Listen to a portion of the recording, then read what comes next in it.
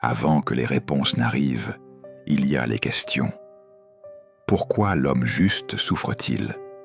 Pourquoi Dieu semble-t-il silencieux face à la douleur? Le livre de Job n'est pas une histoire de punition, mais une épreuve de foi. Job était un homme intègre. Il craignait Dieu. Il fuyait le mal. Et pourtant, il perdit tout. Ce film raconte l'un des récits les plus profonds de la Bible. Un combat entre la foi et la souffrance. Voici le livre de Job. Il y avait dans le pays d'Uz un homme qui s'appelait Job. Et cet homme était intègre et droit. Il craignait Dieu et se détournait du mal. Il lui naquit 7 fils et 3 filles. Il possédait 7000 brebis, 3000 chameaux, 500 paires de bœufs, 500 ânesses et un très grand nombre de serviteurs. Et cet homme était le plus considérable de tous les fils de l'Orient. Ses fils allaient les uns chez les autres et donnaient tour à tour un festin. Et ils invitaient leurs 3 sœurs à manger et à boire avec eux. Et quand les jours de festin étaient antépassés, Job appelait et sanctifiait ses fils. Puis il se levait de bon matin et offrait pour chacun d'eux un holocauste. Car Job disait « Peut-être mes fils ont-ils péché et ont-ils offensé Dieu dans leur cœur ?» C'est ainsi que Job agissait toujours. Or, les fils de Dieu vinrent un jour se présenter devant l'Éternel, et Satan vint aussi au milieu d'eux. L'Éternel dit à Satan, « D'où viens-tu » Et Satan répondit à l'Éternel, « De parcourir la terre et de m'y promener. » L'Éternel dit à Satan, « As-tu remarqué mon serviteur Job? Il n'y a personne comme lui sur la terre. C'est un homme intègre et droit, craignant Dieu et se détournant du mal. » Et Satan répondit à l'Éternel, « Est-ce d'une manière désintéressée que Job craint Dieu? Ne l'as-tu pas protégé, lui, sa maison et tout ce qui est à lui? Tu as béni l'œuvre de ses mains, et ses troupeaux couvrent le pays. Mais étends ta main, touche à tout ce qui lui appartient, et je suis sûr qu'il te maudit en face. » L'Éternel dit à Satan, « Voici, tout ce qui lui appartient, je te le livre. Seulement, ne porte pas la main sur lui. » Et Satan se retira de devant la face de l'Éternel. Un jour que les fils et les filles de Job mangeaient et buvaient du vin dans la maison de leur frère aîné, il arriva auprès de Job un messager qui dit « Les bœufs labouraient et les ânesses paissaient à côté d'eux. Des Sabéens se sont jetés dessus, les ont enlevés, et ont passé les serviteurs au fil de l'épée.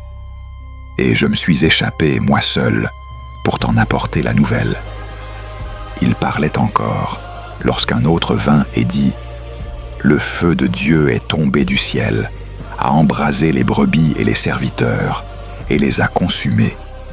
Et je me suis échappé, moi seul, pour t'en apporter la nouvelle. » Il parlait encore, lorsqu'un autre vint et dit « Des Chaldéens, formés en 3 bandes, se sont jetés sur les chameaux, les ont enlevés, et ont passé les serviteurs au fil de l'épée.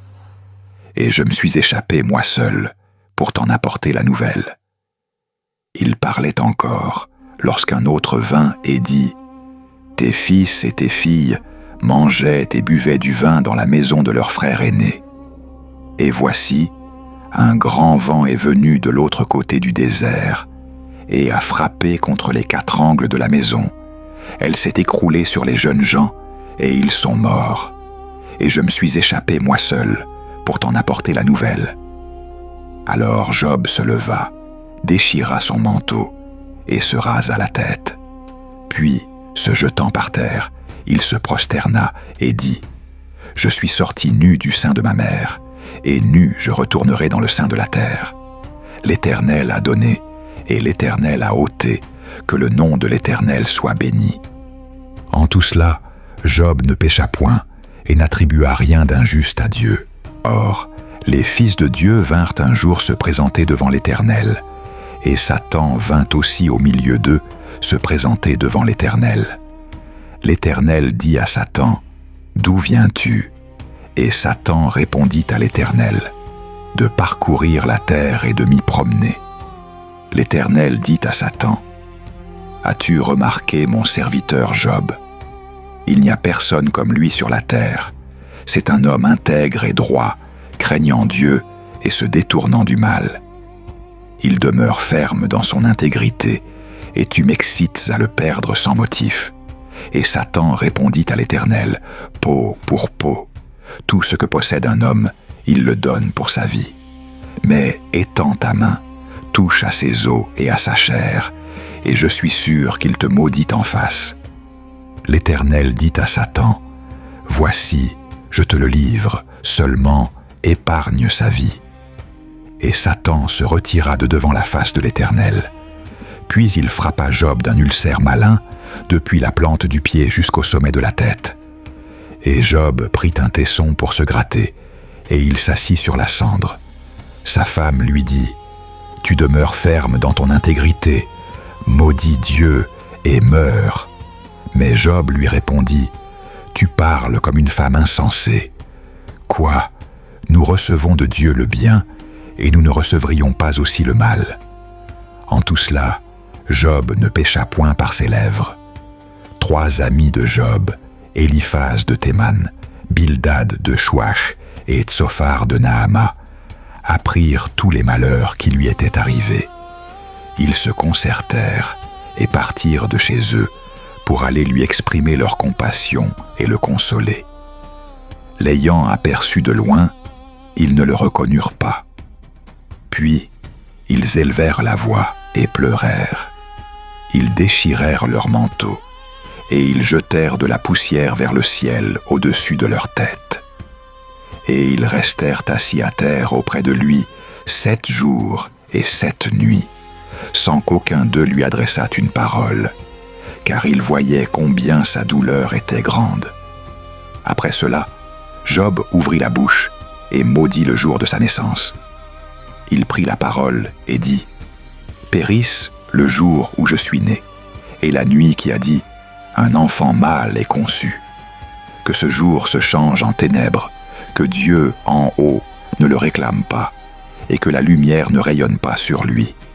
Que les ténèbres et l'ombre de la mort le réclament, que des nuées s'établissent sur lui, et que tout ce qui obscurcit le jour le remplisse d'épouvante.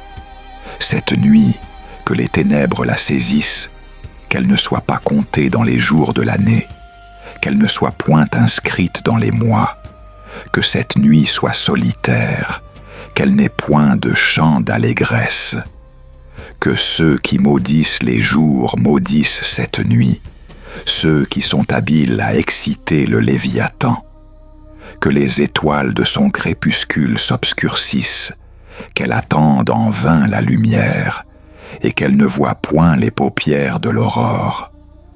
Car elle n'a pas fermé le sein qui me conçut, ni dérobé le malheur à mes yeux. Pourquoi ne suis-je pas mort dans le sein de ma mère? Pourquoi n'ai-je pas expiré au sortir de ses entrailles?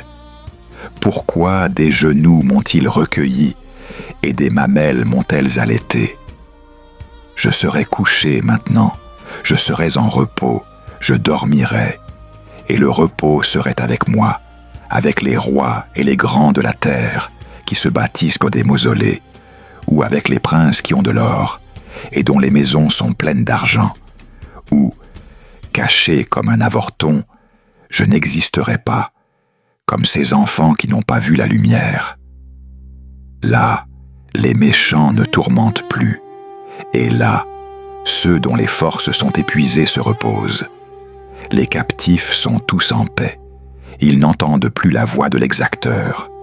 Les petits et les grands sont là, et l'esclave est affranchi de son maître. Pourquoi donne-t-il la lumière aux malheureux, et la vie à ceux dont l'amertume est grande, à ceux qui attendent la mort, et elle ne vient pas, qui la cherchent plus que des trésors, qui sont transportés de joie et tressaillent d'allégresse quand ils peuvent trouver le tombeau, à l'homme dont la voix est cachée, à l'homme que Dieu cerne de toutes parts. Mes soupirs sont ma nourriture, et mes rugissements se répandent comme l'eau. Ce que je crains, c'est ce qui m'arrive. Ce que je redoute, c'est ce qui m'atteint. Je n'ai ni tranquillité, ni paix, ni repos, et le trouble s'est emparé de moi. Éliphaz de Théman prit la parole et dit : Si on tente de te parler, te fâcheras-tu ? Mais qui pourrait garder le silence ?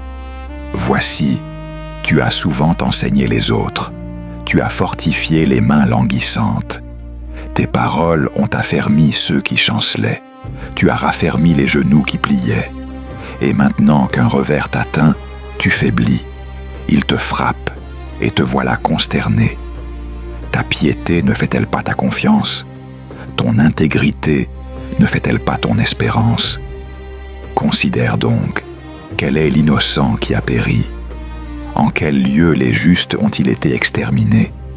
Selon ce que j'ai vu, ceux qui labourent l'iniquité et qui sèment l'injustice en moissonnent les fruits.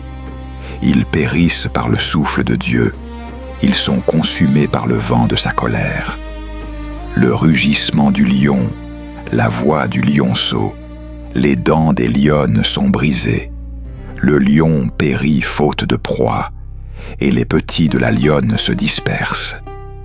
Une parole est venue furtivement jusqu'à moi, et mon oreille en a recueilli les accents. C'était dans les pensées d'une vision nocturne, quand un profond sommeil pèse sur les hommes. La peur me saisit, et un tremblement qui fit trembler tous mes os. Un esprit passa près de moi et me fit dresser les cheveux. Il s'arrêta, mais je ne pus en distinguer la figure. Une forme était devant mes yeux. Un silence régnait, et j'entendis une voix. L'homme serait-il juste devant Dieu ? Serait-il pur devant celui qui l'a fait ? Voici, Dieu n'a pas confiance en ses serviteurs. Il trouve des défauts même à ses anges. À plus forte raison en ceux qui habitent des maisons d'argile, qui tirent leur origine de la poussière et qui peuvent être écrasés comme un vermisseau. Du matin au soir, ils sont brisés, ils périssent pour toujours, sans qu'on y prenne garde. Le fil de leur vie n'est-il pas coupé ? Ils meurent, mais non dans la sagesse. Appelle maintenant. Qui te répondra ? Auquel dessein t'adresseras-tu ? La colère tue l'insensé, et la passion fait mourir l'imprudent. J'ai vu l'insensé prendre racine, mais soudain j'ai maudit sa demeure. Ses fils sont loin du salut, ils sont écrasés à la porte, et il n'y a personne pour les délivrer. Le malheureux a pour nourriture ce que le juste a moissonné, et le voleur le prend dans sa maison. Car le malheur ne sort pas de la poussière, et la souffrance ne germe pas du sol. L'homme naît pour souffrir, comme l'étincelle pour voler. Pour moi, j'aurai recours à Dieu, et c'est à Dieu que j'exposerai ma cause. Il fait des choses grandes et insondables, des merveilles sans nombre. Il répand la pluie sur la terre et envoie l'eau sur les campagnes. Il élève les humbles et délivre les affligés. Il anéantit les projets des hommes rusés, et leurs mains ne peuvent les accomplir. Il prend les sages dans leurs propres ruses, et les desseins des hommes artificieux sont renversés. Il rencontre les ténèbres en plein jour, et à midi, il tâtonne comme dans la nuit. Il sauve le pauvre de l'épée qui les menace, de la main des puissants, et ainsi l'espérance du malheureux n'est pas perdue à jamais. Mais toi, tu fais ta joie de ruiner le malheureux, tu tends la main à ceux qui tombent. Si quelqu'un tombe, ne le relèves-tu pas ? Tes paroles maintenant font défaut, mais je connais bien des choses comme toi, je ne te suis point inférieur. Et cependant je voudrais parler au Tout-Puissant, je désire plaider ma cause devant Dieu, car vous n'imaginez que des faussetés, vous êtes tous des médecins de néant. Oh, Si vous vouliez vous taire, vous passeriez pour sage. Écoutez donc ma réprimande, et soyez attentifs aux arguments de mes lèvres. Voulez-vous parler injustement pour l'amour de Dieu et pour lui dire des faussetés? Voulez-vous avoir égard à sa personne? Voulez-vous plaider pour Dieu? Sera-t-il bien pour vous qu'il vous sonde? Jouera-t-il avec vous comme avec un homme pour vous prendre à partie? Ne sévira-t-il pas contre vous avec effroi et ne mettra-t-il pas sa majesté en relief? Vos maximes sont-elles des maximes de cendre? Vos remparts sont-ils des remparts d'argile? Taisez-vous, laissez-moi que je parle à mon tour, et qu'il m'arrive ce qui pourra. Je prends ma chair entre mes dents, je mets ma vie dans ma main. Voici, il me tuera, je n'ai rien à espérer, mais devant lui, je défendrai ma conduite. C'est aussi mon salut, car l'impie n'ose paraître devant lui. Écoutez attentivement mes paroles, et que mes discours soient dans vos oreilles. Voici, j'ai préparé ma cause, je sais que j'aurai gain de cause. Quel est celui qui me disputera? Alors je veux me taire et mourir. Seulement, accorde-moi 2 choses, et je ne me cacherai pas de devant ta face. Éloigne de moi ta main, et que tes terreurs ne me troublent plus. Puis appelle, et je répondrai, ou je parlerai, et tu me répondras. Quel est le nombre de mes iniquités et de mes péchés? Fais-moi connaître mes transgressions et mon péché. Pourquoi me caches-tu ton visage, et me tiens-tu pour ton ennemi? Veux-tu frapper une feuille agitée? Veux-tu poursuivre une paille sèche? Pourquoi m'inscris-tu des choses amères et me fais-tu hériter des iniquités de ma jeunesse? Pourquoi mets-tu mes pieds dans les ceps? Observes-tu toutes mes voies? Traces-tu un cercle autour de la plante de mes pieds? L'homme usé comme un vase, comme un vêtement que la teigne a rongé. L'homme né de la femme. Sa vie est courte, sans cesse agitée. Il naît, il est coupé comme une fleur, il fuit et disparaît comme une ombre. Et c'est sur un tel être que tu fixes tes regards, et c'est à lui que tu amènes en jugement. Qui peut tirer une chose pure d'une chose impure? Personne. Ses jours sont d'ailleurs fixés. Tu as déterminé le nombre de ses mois. Tu as posé des bornes qu'il ne doit pas franchir. Détourne de lui les regards et laisse-le en repos jusqu'à ce qu'il ait accompli comme un mercenaire sa journée. Car pour l'arbre, il y a de l'espérance. S'il est coupé, il reverdira et ses rejetons ne cesseront pas. Si sa racine a vieilli dans la terre et si son tronc est mort dans la poussière, il reverdira au contact de l'eau. Il poussera des branches comme une jeune plante. Mais l'homme meurt et il perd sa force. L'homme expire et où est-il?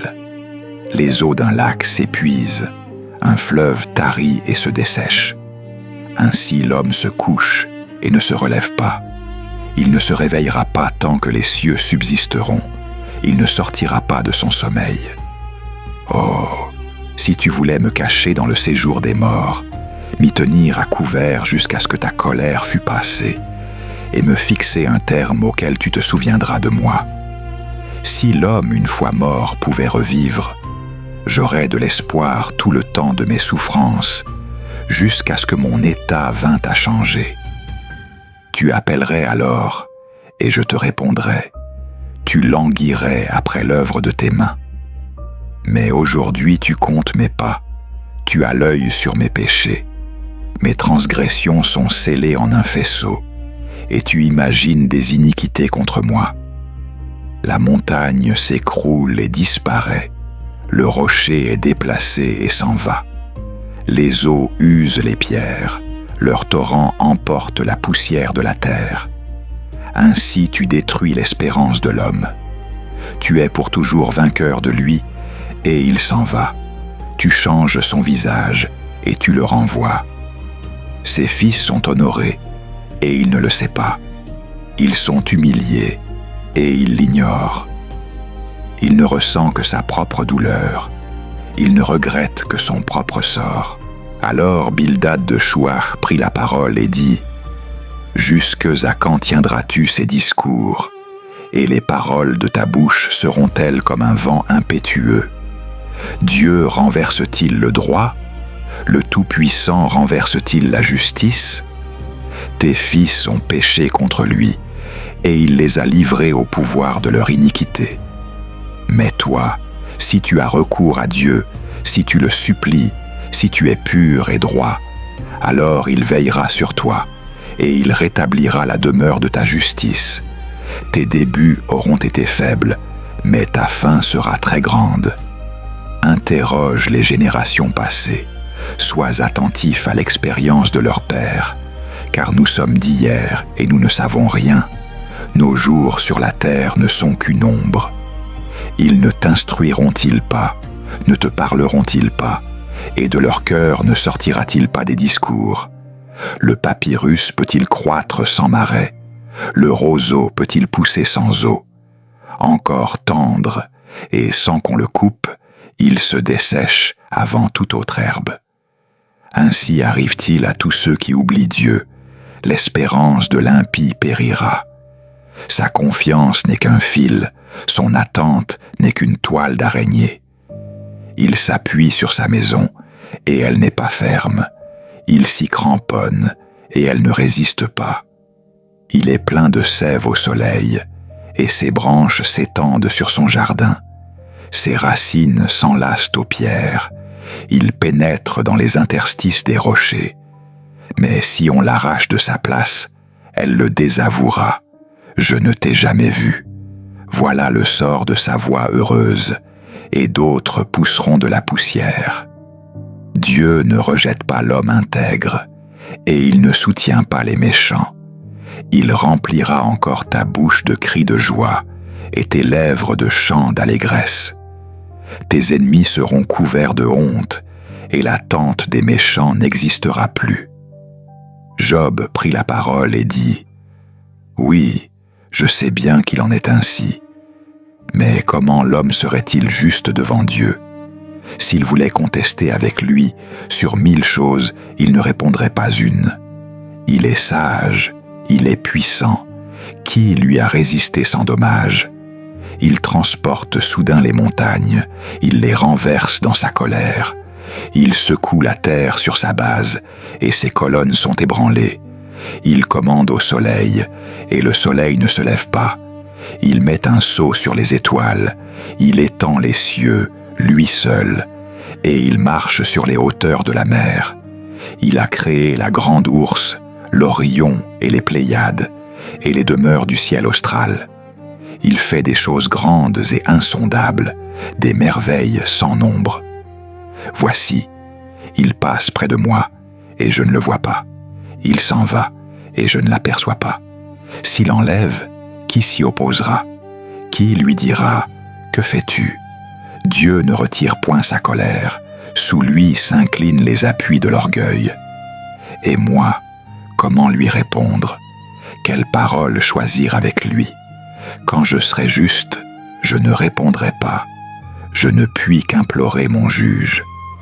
Si j'implorais et qu'il me réponde, je ne croirais pas qu'il eût écouté ma voix. Car il m'assaille au milieu de la tempête. Il multiplie sans raison mes blessures. Il ne me laisse pas respirer. Il me rassasie d'amertume. Si c'est une question de force, voici, il est le plus fort. Si c'est une question de droit, qui me citera devant lui ? Quand je serai juste, ma bouche me condamnerait. Quand je serai innocent, elle me déclarerait coupable. Je suis innocent. Je ne tiens pas à la vie, je méprise mon existence. C'est tout un. Aussi je dis, il consume l'innocent et le coupable. Si le fouet fait soudain périr, il se rit de l'épreuve des innocents. La terre est livrée aux mains des méchants. Il voile la face des juges. Si ce n'est pas lui, qui est-ce donc ? Mes jours sont plus rapides qu'un courrier. Il fuit sans avoir vu le bonheur. Ils passent comme les navires de jonc, comme l'aigle qui fond sur sa proie.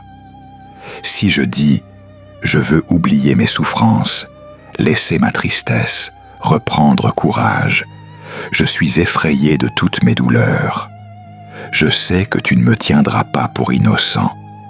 Je serai coupable. Pourquoi me fatiguer en vain? Quand je me laverai dans la neige, quand je purifierai mes mains avec du savon, tu me plongerais dans la fange, et mes vêtements m'auraient en horreur. Car il n'est pas un homme comme moi pour que je lui réponde, pour que nous allions ensemble en justice. Il n'y a pas entre nous d'arbitre qui pose sa main sur nous deux, qu'il retire sa verge de dessus moi, que ces terreurs ne me troublent plus. Alors je parlerai, et je ne le craindrai pas, car je ne suis pas ainsi en moi-même.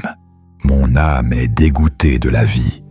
Je donnerai cours à ma plainte, je parlerai dans l'amertume de mon âme. Je dirai à Dieu, ne me condamne pas. Fais-moi savoir pourquoi tu me prends à partie. Trouves-tu du plaisir à opprimer, à rejeter l'ouvrage de tes mains et à faire briller sur le conseil des méchants? As-tu des yeux de chair, ou vois-tu comme voient les hommes?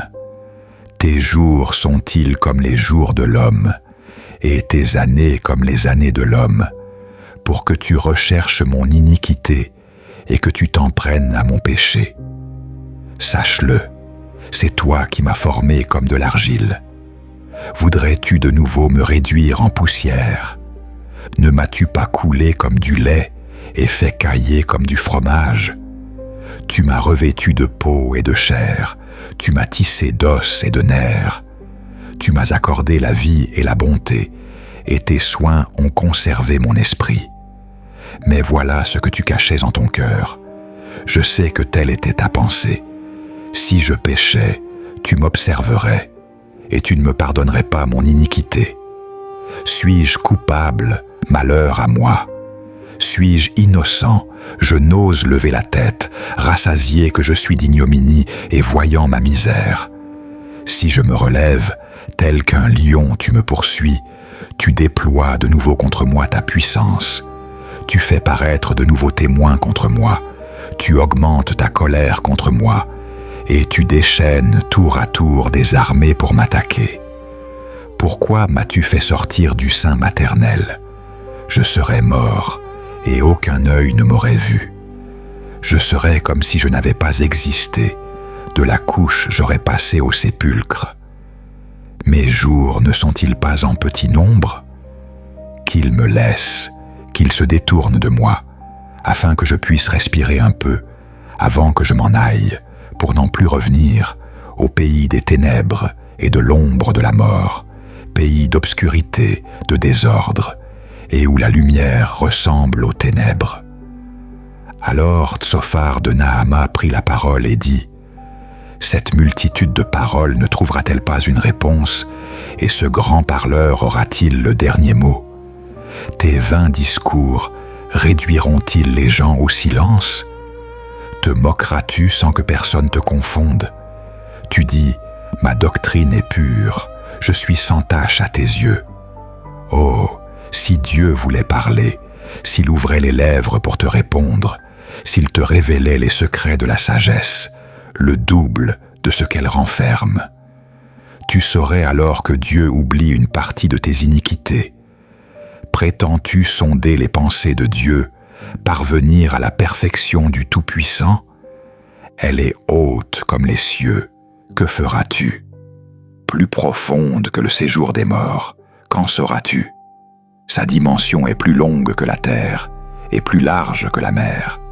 S'il passe, s'il enferme, s'il convoque, qui s'y opposera? Car il connaît les hommes faux, il voit l'iniquité sans avoir à y réfléchir. L'homme stupide deviendra intelligent quand un âne sauvage naîtra apprivoisé. Si tu diriges ton cœur vers Dieu, si tu étends vers lui tes mains, s'il y a de l'iniquité dans ta main, éloigne-la, et ne laisse pas l'injustice habiter dans tes tentes. Alors, Tu lèveras ton visage sans tache, tu seras ferme et sans crainte. Alors, tu oublieras tes souffrances, tu t'en souviendras comme des eaux écoulées. Ta vie sera plus sereine que le midi, les ténèbres même seront comme le matin. Tu auras de la confiance parce que tu auras de l'espérance. Tu feras des recherches et tu te reposeras en sécurité. Tu te coucheras et personne ne te troublera. Un grand nombre chercheront à te plaire. Mais les méchants auront les yeux consumés. Toute retraite leur échappera. Leur espérance, ce sera le dernier souffle. Voilà. Mon œil a vu tout cela. Mon oreille l'a entendu et compris. Ce que vous savez, je le sais aussi. Je ne vous suis point inférieur. Mais je veux parler au Tout-Puissant. Je veux plaider ma cause devant Dieu. Car vous êtes des inventeurs de mensonges. Vous êtes tous des médecins de néant. Oh, si vous vouliez vous taire, vous passeriez pour sages. Écoutez donc ma réprimande et soyez attentifs aux arguments de mes lèvres. Voulez-vous parler injustement pour l'amour de Dieu et pour lui dire des faussetés? Voulez-vous avoir égard à sa personne? Voulez-vous plaider pour Dieu? Sera-t-il bien pour vous qu'il vous sonde? Jouera-t-il avec vous comme avec un homme pour vous prendre à partie? Ne sévira-t-il pas contre vous avec effroi et ne mettra-t-il pas sa majesté en relief? Vos maximes sont-elles des maximes de cendre? Vos remparts sont-ils des remparts d'argile? Taisez-vous, laissez-moi, que je parle à mon tour, et qu'il m'arrive ce qui pourra. Je prends ma chair entre mes dents, je mets ma vie dans ma main. Voici, il me tuera. Je n'ai rien à espérer, mais devant lui, je défendrai ma conduite. C'est aussi mon salut, car l'impie n'ose paraître devant lui. Écoutez attentivement mes paroles, et que mes discours soient dans vos oreilles.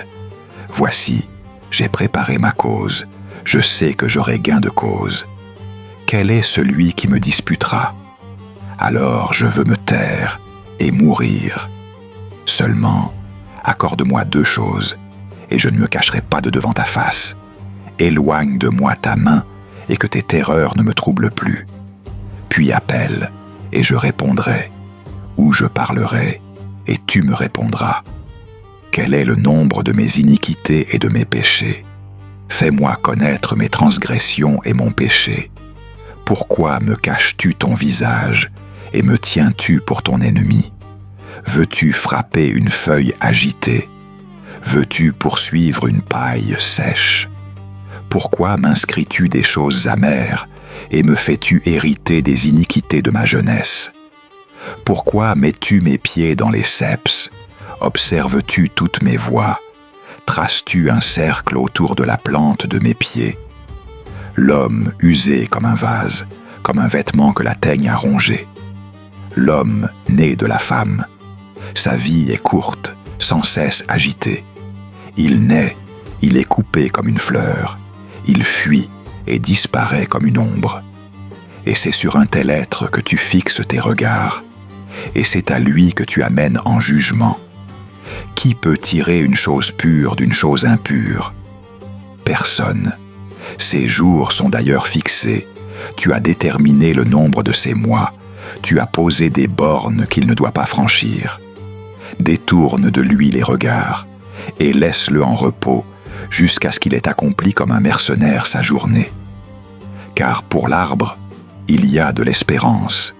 S'il est coupé, il reverdira, et ses rejetons ne cesseront pas. Si sa racine a vieilli dans la terre, et si son tronc est mort dans la poussière, il reverdira au contact de l'eau, il poussera des branches comme une jeune plante. Mais l'homme meurt, et il perd sa force. L'homme expire, et où est-il? Les eaux d'un lac s'épuisent, un fleuve tarit et se dessèche. Ainsi l'homme se couche et ne se relève pas. Il ne se réveillera pas tant que les cieux subsisteront. Il ne sortira pas de son sommeil. Oh, Si tu voulais me cacher dans le séjour des morts, m'y tenir à couvert jusqu'à ce que ta colère fût passée, et me fixer un terme auquel tu te souviendras de moi. Si l'homme une fois mort pouvait revivre, j'aurais de l'espoir tout le temps de mes souffrances, jusqu'à ce que mon état vînt à changer. Tu appellerais alors, et je te répondrais. Tu languirais après l'œuvre de tes mains. Mais aujourd'hui, tu comptes mes pas. Tu as l'œil sur mes péchés.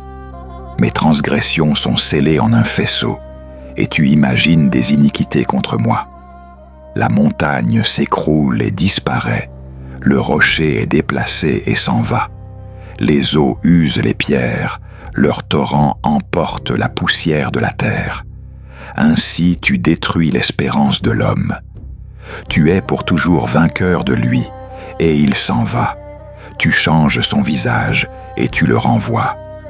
Ses fils sont honorés, et il ne le sait pas. Ils sont humiliés, et il l'ignore. Il ne ressent que sa propre douleur.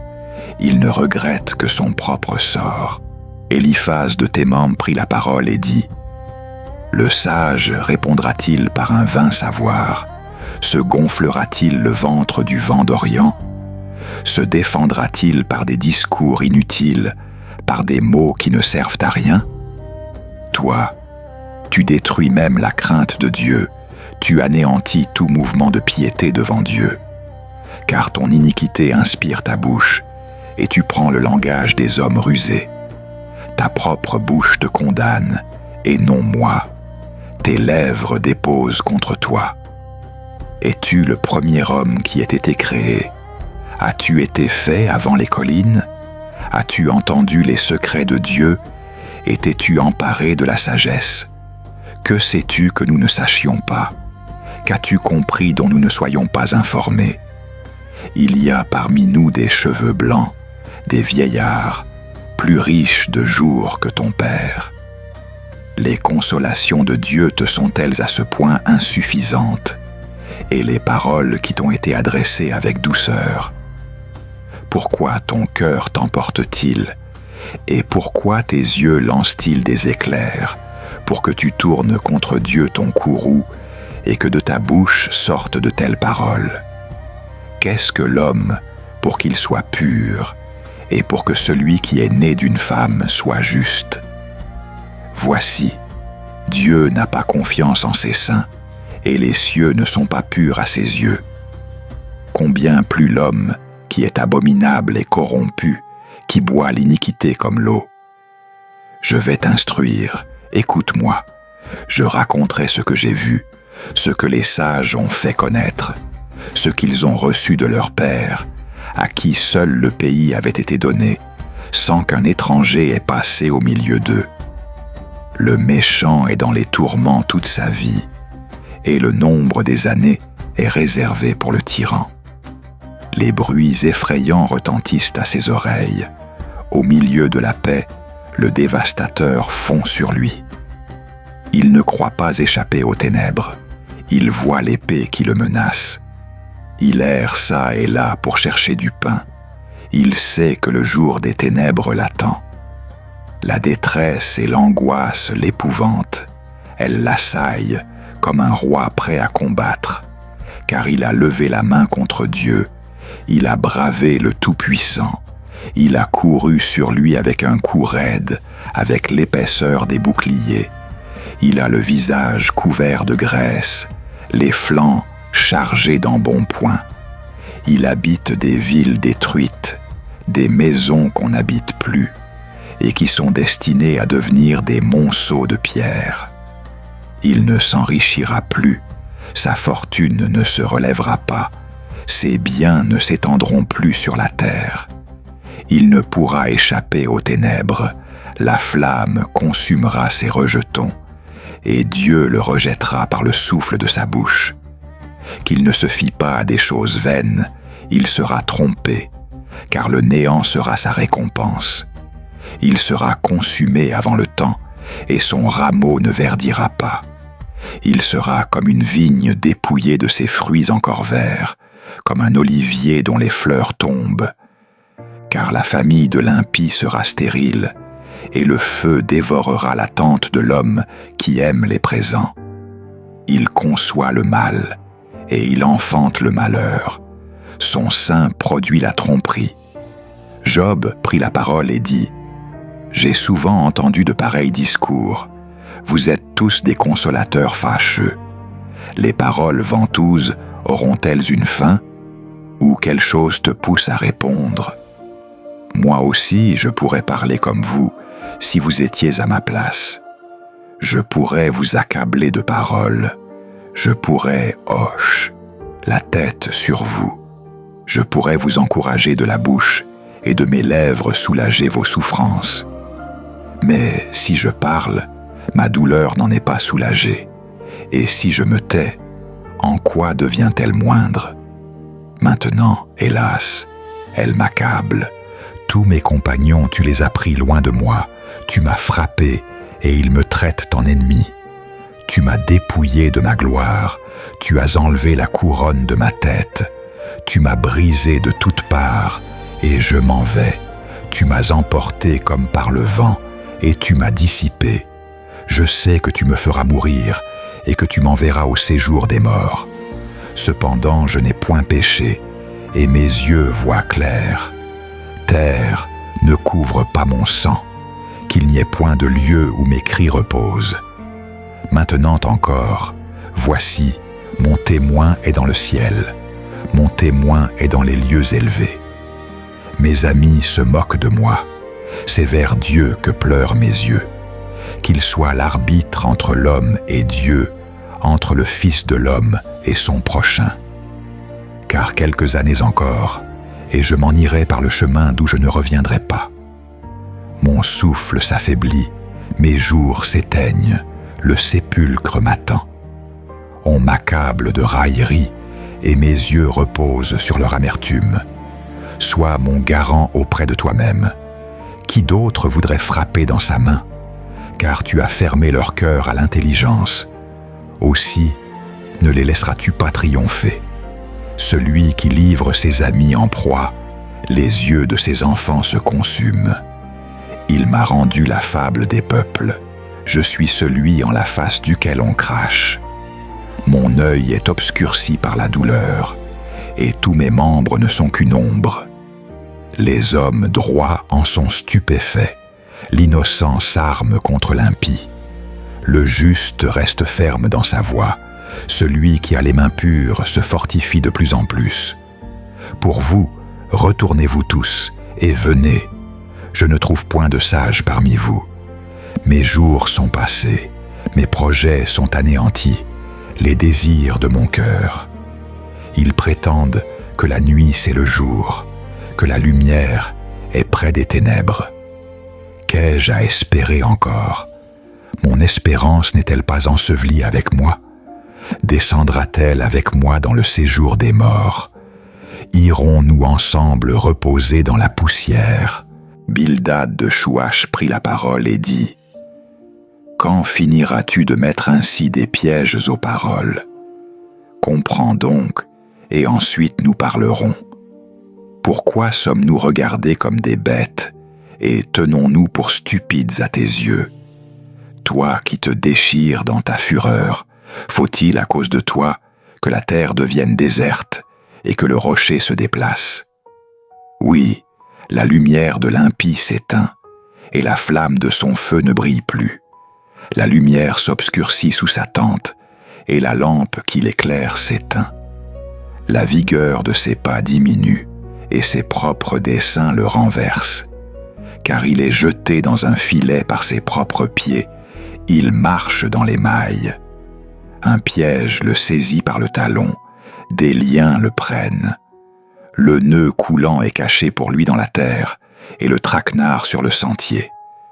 Des terreurs l'assaillent de tous côtés, et le poursuivent pas à pas. La famine est son châtiment, une ruine terrible l'attend. Les flancs dépérissent, dévorés par la maladie. La mort enlève ses enfants. Il est arraché de sa tente où il se croyait en sécurité, et on le précipite vers le roi des épouvantements. On habite sa tente, quoiqu'elle ne soit plus à lui. Du soufre est répandu sur sa demeure. En bas, ses racines se dessèchent. En haut, ses branches sont coupées. Sa mémoire disparaît de la terre et son nom n'est plus mentionné sur la place publique. On le chasse de la lumière dans les ténèbres. On le bannit du monde. Il n'a ni postérité, ni descendance parmi son peuple, ni survivant dans les lieux qu'il habitait. Les peuples de l'Occident sont étonnés de son sort, et ceux de l'Orient saisis d'horreur. Telles sont les demeures de celui qui ne connaît pas Dieu, le sort de celui qui ne se confie pas en lui. Job prit la parole et dit : « Jusqu'à quand tourmenterez-vous mon âme et m'accablerez-vous de paroles ? Voilà 10 fois que vous m'outragez. Vous n'avez pas honte de m'accabler. Si vraiment j'ai péché, mon péché ne regarde que moi. Mais si vous voulez vous élever contre moi et me reprocher mon opprobre, sachez alors que c'est Dieu qui m'a renversé et qui m'a enveloppé de son filet. Voici, je crie à la violence et point de réponse. Je lance des appels et point de justice. Il a fermé mon chemin, je ne puis passer. Il a mis des ténèbres sur mes sentiers. Il m'a dépouillé de ma gloire. Il a enlevé la couronne de ma tête. Il m'a brisé de tous côtés, et je m'en vais. Il a arraché mon espérance comme un arbre. Il a allumé contre moi sa colère. Il m'a compté parmi ses ennemis. Ses troupes se sont avancées ensemble. Elles se sont frayées leur chemin jusqu'à moi. Elles ont campé autour de ma tente. Il a éloigné de moi mes frères. Mes connaissances se sont détournées de moi. Mes proches m'ont abandonné. Mes intimes m'ont oublié. Les hôtes de ma maison et mes servantes me regardent comme un étranger. Je suis un inconnu à leurs yeux. J'appelle mon serviteur et il ne répond pas. Je dois le prier moi-même de la bouche. Mon haleine est devenue repoussante pour ma femme, et je suis un objet d'horreur pour les fils de mes entrailles. Les petits-enfants eux-mêmes me méprisent. Quand je me lève, ils parlent contre moi. Tous ceux avec qui j'étais intime m'ont en horreur. Ceux que j'aimais se sont tournés contre moi. Mes os sont attachés à ma peau et à ma chair. Je n'ai échappé qu'avec la peau de mes dents. Ayez pitié de moi, vous, mes amis, car la main de Dieu m'a frappé. Pourquoi me poursuivre comme Dieu et vous repaître de ma chair? Oh, si mes paroles étaient écrites, si elles étaient consignées dans un livre, si avec un burin de fer et avec du plomb, elles étaient pour toujours gravées dans le roc. Je sais, moi, que mon Rédempteur est vivant et qu'il se lèvera le dernier sur la terre. Quand ma peau sera détruite, il se lèvera. Quand je n'aurai plus de chair, je verrai Dieu. Je le verrai et il me sera favorable. Mes yeux le verront et non ceux d'un autre. Mon âme languit d'attente au-dedans de moi. Mais vous qui dites, comment le poursuivrons-nous? Quelle racine de crime trouvons-nous en lui? Craignez pour vous le glaive, car ces crimes méritent le châtiment du glaive, et vous saurez qu'il y a un jugement. Tsophar de Nahama prit la parole et dit : « Mes pensées me poussent à répondre, et mon agitation est extrême. J'ai entendu des reproches qui m'outragent, mais mon intelligence me donnera la réplique. Sais-tu bien que, de tout temps, depuis que l'homme a été placé sur la terre, le triomphe des méchants a été court, et la joie de l'impie momentanée. Son orgueil monte jusqu'aux cieux, sa tête touche aux nues. Il périt pour toujours comme son fumier. Ceux qui le voyaient disent : où est-il ? Il s'envole comme un songe, et on ne le retrouve plus. Il est chassé comme une vision de la nuit. L'œil qui le regardait ne le voit plus. Le lieu qu'il habitait ne l'aperçoit plus. Ses fils sont obligés de mendier auprès des pauvres, et ses mains doivent rendre ce qu'il a volé. Sa vigueur était dans ses reins, sa force dans les muscles de son ventre. Il se repaissait d'abondance, et le malheur fondait sur lui. Il était couvert de chair rebondie, et les côtes lui percelaient la peau. Il habitera des villes ruinées, dans des maisons que personne n'habite, et qui sont destinées à devenir des monceaux de pierre. Il ne s'enrichira plus, sa fortune ne se relèvera pas, ses biens ne s'étendront plus sur la terre. Il ne pourra échapper aux ténèbres, la flamme consumera ses rejetons, et Dieu le rejettera par le souffle de sa bouche. Qu'il ne se fie pas à des choses vaines, il sera trompé, car le néant sera sa récompense. Il sera consumé avant le temps, et son rameau ne verdira pas. Il sera comme une vigne dépouillée de ses fruits encore verts, comme un olivier dont les fleurs tombent.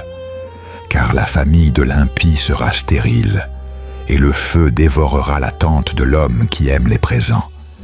Il conçoit le mal, et il enfante le malheur. Son sein produit la tromperie.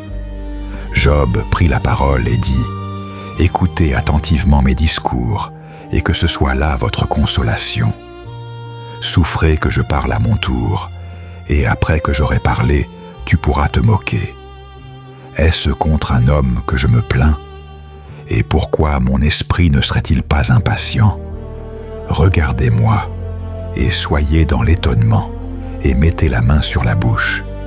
Quand je pense à mon état, je suis épouvanté, et mon corps est saisi d'un tremblement. Pourquoi les méchants vivent-ils? Pourquoi vieillissent-ils et accroissent-ils leur force? Leur postérité s'affermit avec eux et devant eux, et leurs rejetons prospèrent à leurs yeux. Leur maison est en paix, à l'abri de la crainte. La verge de Dieu ne vient pas les frapper. Leurs taureaux sont vigoureux et fertiles. Leurs génies se conçoivent et n'avortent point. Leurs enfants bondissent comme des brebis, et leurs petits folâtrent. Ils chantent au son du tambourin et de la harpe. Ils se réjouissent au son du chalumeau.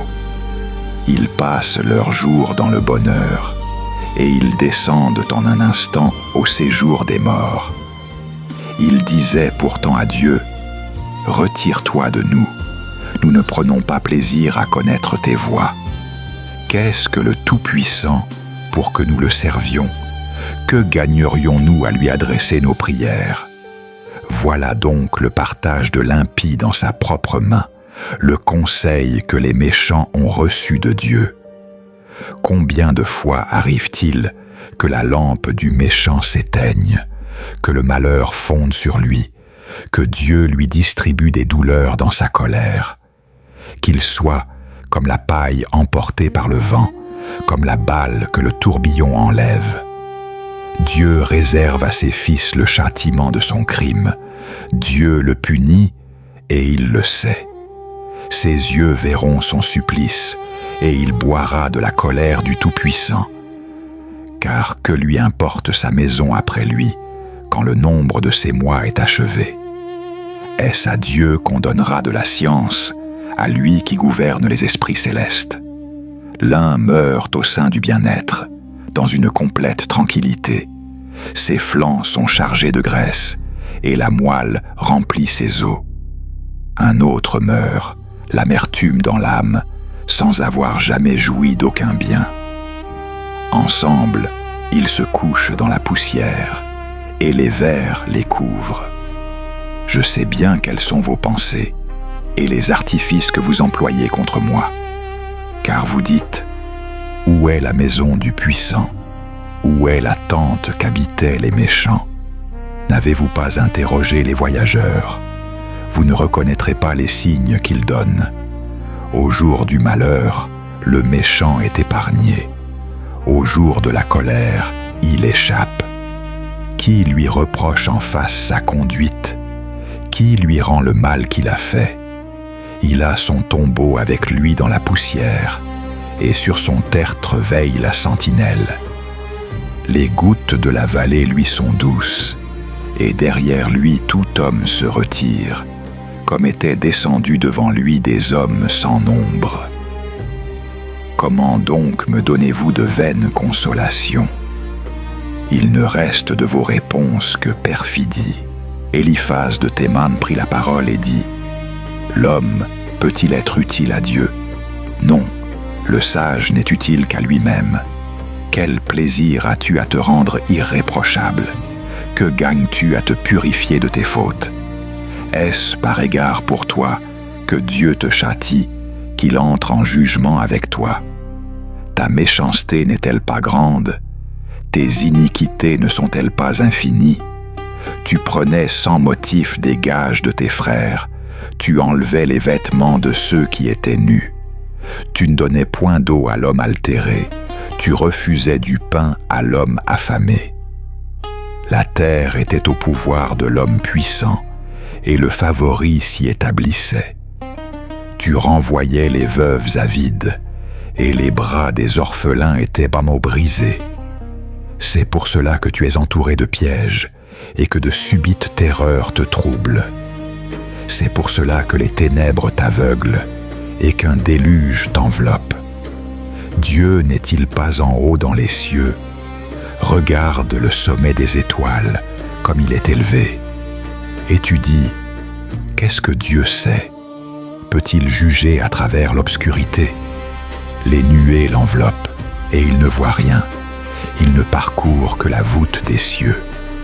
Persévères-tu dans l'ancienne voie qu'ont suivi les hommes de néant, qui ont été emportés avant le temps, et dont les fondations se sont écroulées comme un torrent? Ils disaient à Dieu: retire-toi de nous. Que pourrait nous faire le Tout-Puissant? Cependant, il avait rempli leur maison de biens.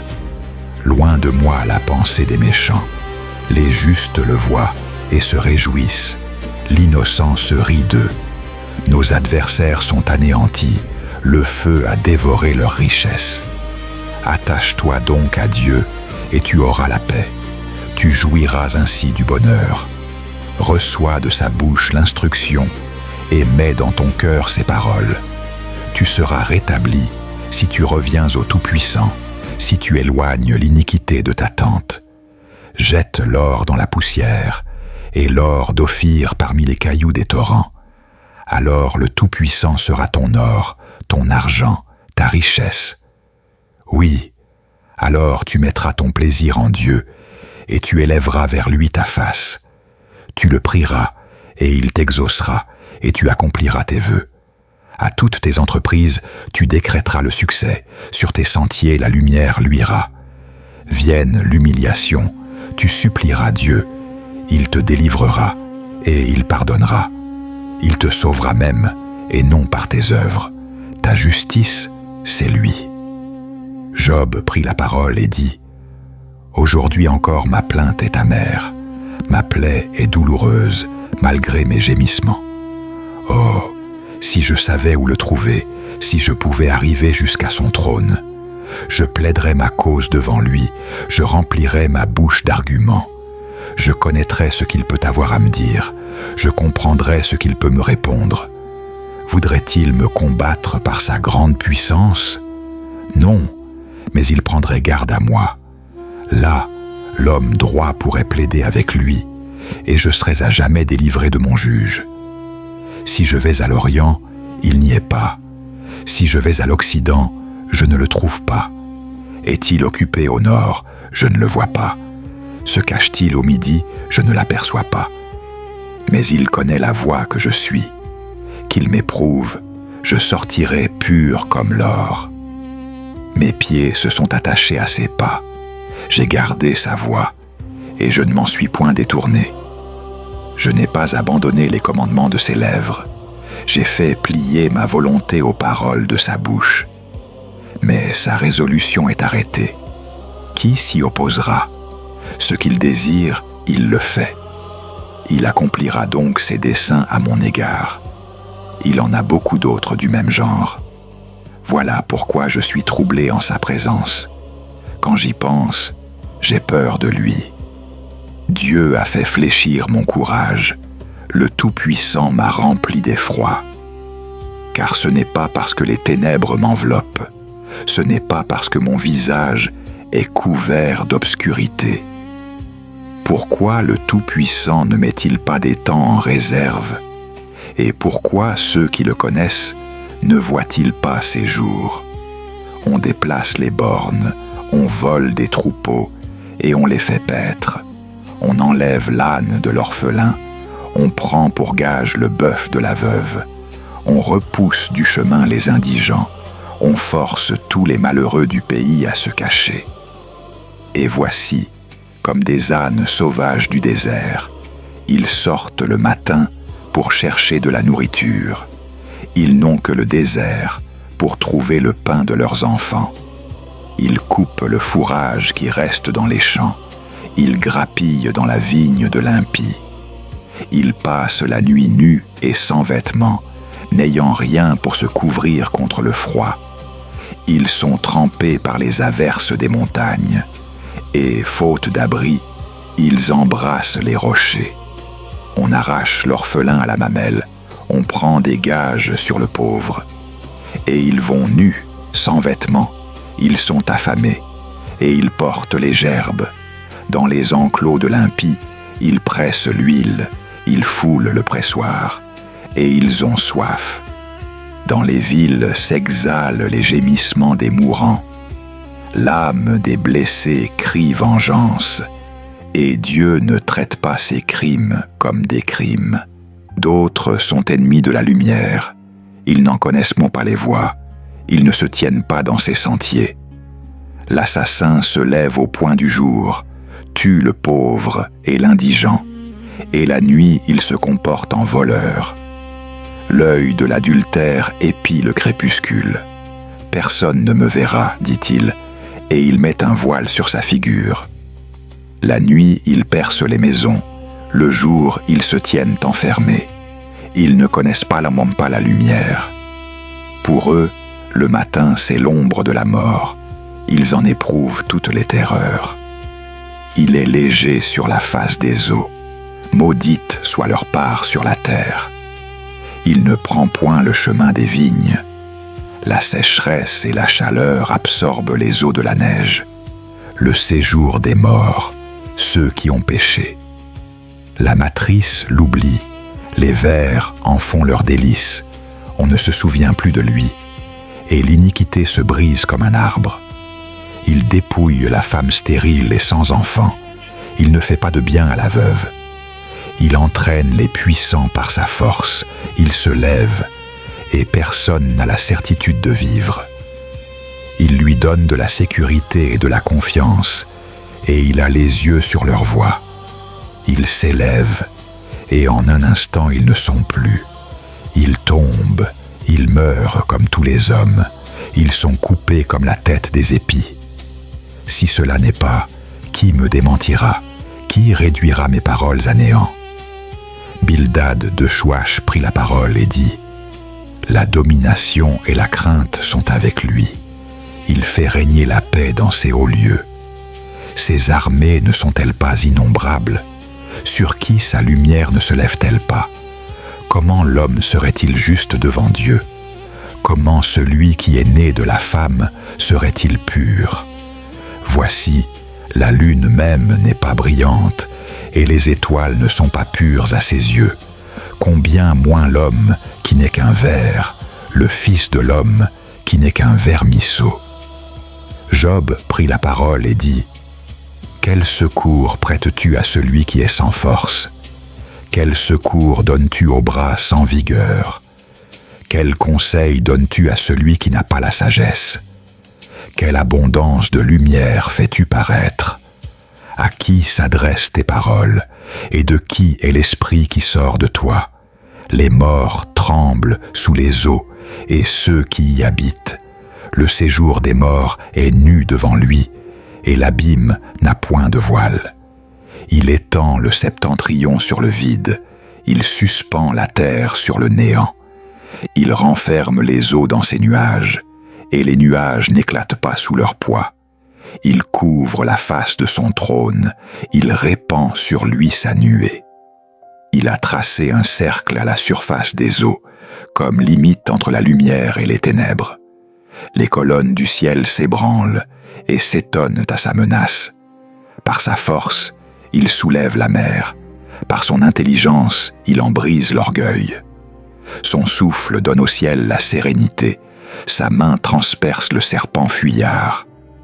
Ce sont là les bords de ses voies. C'est le bruit léger qui nous en parvient. Mais qui entendra le tonnerre de sa puissance?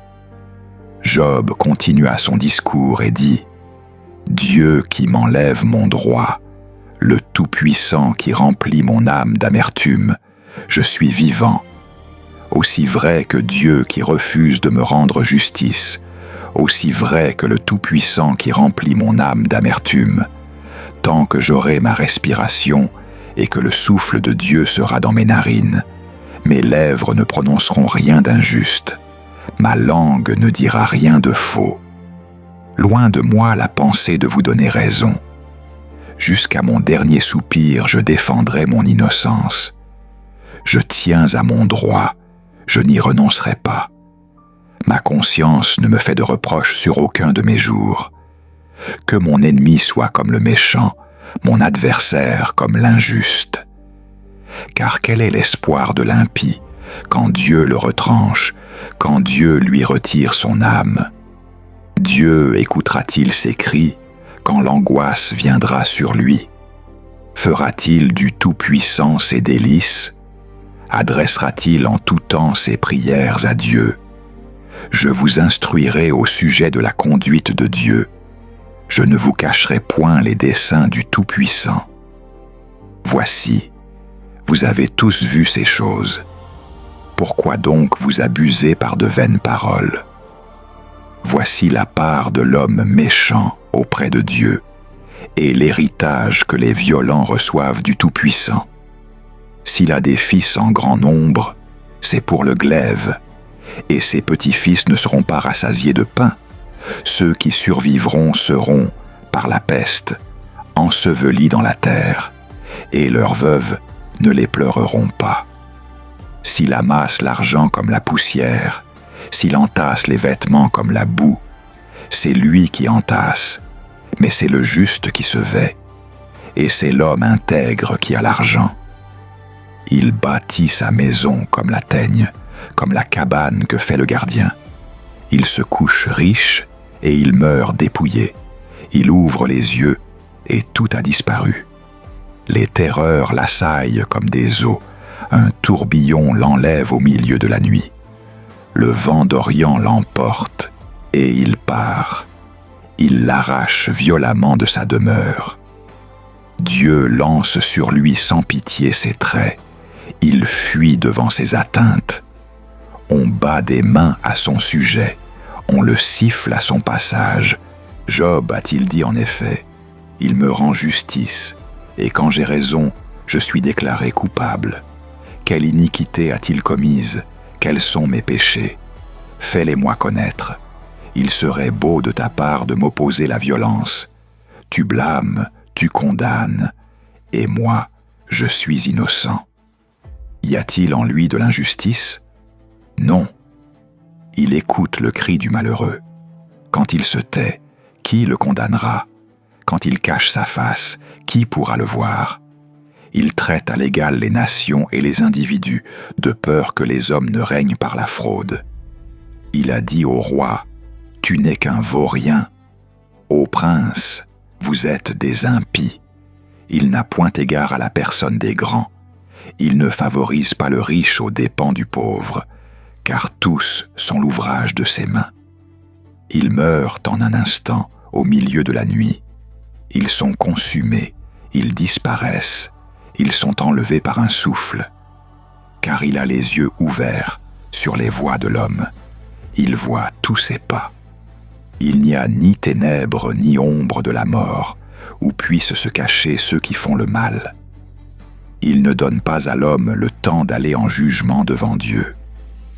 Il brise les puissants sans enquête, et il en met d'autres à leur place, parce qu'ils ont abandonné ses voies, et qu'ils n'ont eu pour ses lois aucun égard.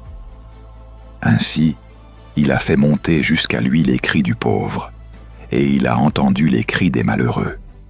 S'il donne le repos, qui le troublera? S'il cache sa face, qui pourra le voir? Il domine également sur les nations et sur les individus, pour que l'homme hypocrite ne règne plus, et qu'il n'y ait plus de piège pour le peuple. D'autres sont ennemis de la lumière. Ils n'en connaissent pas les voies. Ils ne se tiennent pas dans ses sentiers.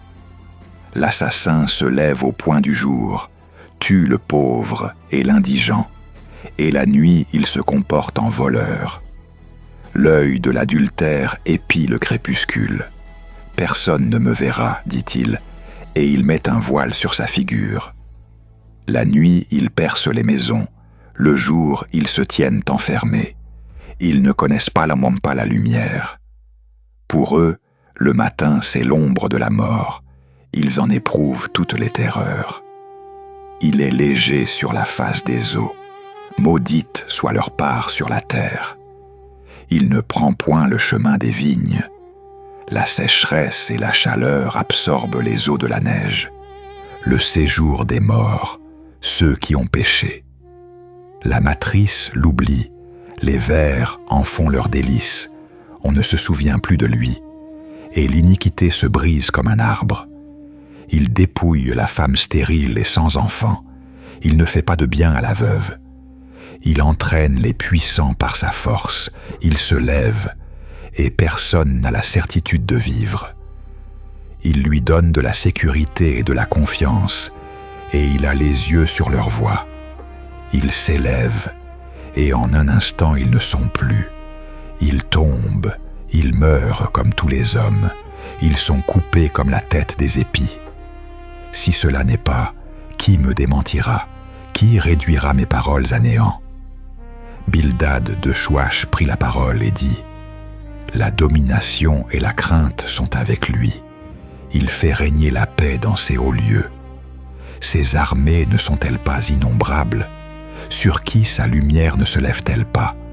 Comment l'homme serait-il juste devant Dieu? Comment celui qui est né de la femme serait-il pur? Voici, la lune même n'est pas brillante, et les étoiles ne sont pas pures à ses yeux. Combien moins l'homme qui n'est qu'un ver, le fils de l'homme qui n'est qu'un vermisseau. Job prit la parole et dit: Quel secours prêtes-tu à celui qui est sans force? Quel secours donnes-tu au bras sans vigueur? Quel conseil donnes-tu à celui qui n'a pas la sagesse? Quelle abondance de lumière fais-tu paraître? À qui s'adressent tes paroles, et de qui est l'esprit qui sort de toi? Les morts tremblent sous les eaux, et ceux qui y habitent. Le séjour des morts est nu devant lui, et l'abîme n'a point de voile. Il étend le septentrion sur le vide, il suspend la terre sur le néant. Il renferme les eaux dans ses nuages, et les nuages n'éclatent pas sous leur poids. Il couvre la face de son trône, il répand sur lui sa nuée. Il a tracé un cercle à la surface des eaux, comme limite entre la lumière et les ténèbres. Les colonnes du ciel s'ébranlent et s'étonnent à sa menace. Par sa force, il soulève la mer. Par son intelligence, il en brise l'orgueil. Son souffle donne au ciel la sérénité. Sa main transperce le serpent fuyard. Ce sont là les bords de ses voies. C'est le bruit léger qui nous en parvient. Mais qui entendra le tonnerre de sa puissance? Job continua son discours et dit: Dieu qui m'enlève mon droit, le Tout-Puissant qui remplit mon âme d'amertume, je suis vivant. Aussi vrai que Dieu qui refuse de me rendre justice, aussi vrai que le Tout-Puissant qui remplit mon âme d'amertume, tant que j'aurai ma respiration et que le souffle de Dieu sera dans mes narines, mes lèvres ne prononceront rien d'injuste, ma langue ne dira rien de faux. Loin de moi la pensée de vous donner raison. Jusqu'à mon dernier soupir, je défendrai mon innocence. Je tiens à mon droit, je n'y renoncerai pas. Ma conscience ne me fait de reproche sur aucun de mes jours. que mon ennemi soit comme le méchant, mon adversaire comme l'injuste. Car quel est l'espoir de l'impie quand Dieu le retranche, quand Dieu lui retire son âme? Dieu écoutera-t-il ses cris quand l'angoisse viendra sur lui? Fera-t-il du Tout-Puissant ses délices? Adressera-t-il en tout temps ses prières à Dieu? Je vous instruirai au sujet de la conduite de Dieu. Je ne vous cacherai point les desseins du Tout-Puissant. Voici, vous avez tous vu ces choses. Pourquoi donc vous abusez par de vaines paroles? Voici la part de l'homme méchant auprès de Dieu, et l'héritage que les violents reçoivent du Tout-Puissant. S'il a des fils en grand nombre, c'est pour le glaive, et ses petits-fils ne seront pas rassasiés de pain. Ceux qui survivront seront, par la peste, ensevelis dans la terre, et leurs veuves ne les pleureront pas. S'il amasse l'argent comme la poussière, s'il entasse les vêtements comme la boue, c'est lui qui entasse, mais c'est le juste qui se vêt, et c'est l'homme intègre qui a l'argent. Il bâtit sa maison comme la teigne, comme la cabane que fait le gardien. Il se couche riche et il meurt dépouillé. Il ouvre les yeux et tout a disparu. Les terreurs l'assaillent comme des eaux. Un tourbillon l'enlève au milieu de la nuit. Le vent d'Orient l'emporte et il part. Il l'arrache violemment de sa demeure. Dieu lance sur lui sans pitié ses traits. Il fuit devant ses atteintes. On bat des mains à son sujet. On le siffle à son passage. Il y a pour l'argent une mine d'où on le fait sortir, et pour l'or, un lieu d'où on l'extrait pour l'affiner. Le fer se tire de la poussière, et la pierre se fond pour produire l'airain. L'homme fait cesser les ténèbres. Il explore, jusqu'aux derniers confins, les pierres cachées dans l'obscurité et dans l'ombre de la mort. Il creuse un puits loin des lieux habités. Ses pieds ne lui sont plus en aide, et il est là, suspendu, balancé, loin des humains. La terre, d'où sort le pain, est bouleversée dans ses entrailles comme par le feu. Ces pierres contiennent du saphir, et l'on y trouve de la poudre d'or. L'oiseau de proie n'en connaît pas le sentier, l'œil du vautour ne l'a point aperçu. Les plus fiers animaux ne l'ont point foulé, le lion n'y a jamais passé.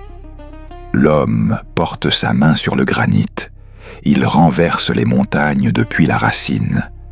Il pratique des trous dans les rochers, et son œil voit tout ce qu'il y a de précieux. Il arrête l'écoulement des eaux, et il produit à la lumière ce qui était caché. Mais la sagesse, où se trouve-t-elle? Où est la demeure de l'intelligence? L'homme n'en connaît point le prix. Elle ne se trouve pas dans la terre des vivants. L'abîme dit, elle n'est point en moi. Et la mer dit, elle n'est point avec moi. Elle ne se donne pas contre de l'or pur. Elle ne s'achète pas au poids de l'argent. Elle ne se pèse pas contre l'or d'Ophir, contre les pierres précieuses, le saphir. Elle ne peut se comparer à l'or ni au verre. Elle ne peut s'échanger pour un vase d'or fin. Le corail et le cristal ne sont rien auprès d'elle. La sagesse vaut plus que les perles. La topaze d'Éthiopie n'est point son égale, et elle ne se pèse pas contre l'or pur. D'où vient donc la sagesse?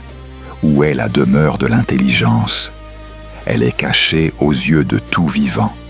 Elle est cachée aux oiseaux du ciel. Le gouffre et la mort disent, nous en avons entendu parler. C'est Dieu qui en connaît le chemin. C'est lui qui sait où elle demeure. Car il voit jusqu'aux extrémités de la terre. Il aperçoit tout sous les cieux. Quand il régla le poids du vent et qu'il fixa la mesure des eaux, quand il donna des lois à la pluie et qu'il traça la route de l'éclair et du tonnerre, alors il vit la sagesse et la manifesta. Il l'établit et en sonda les profondeurs.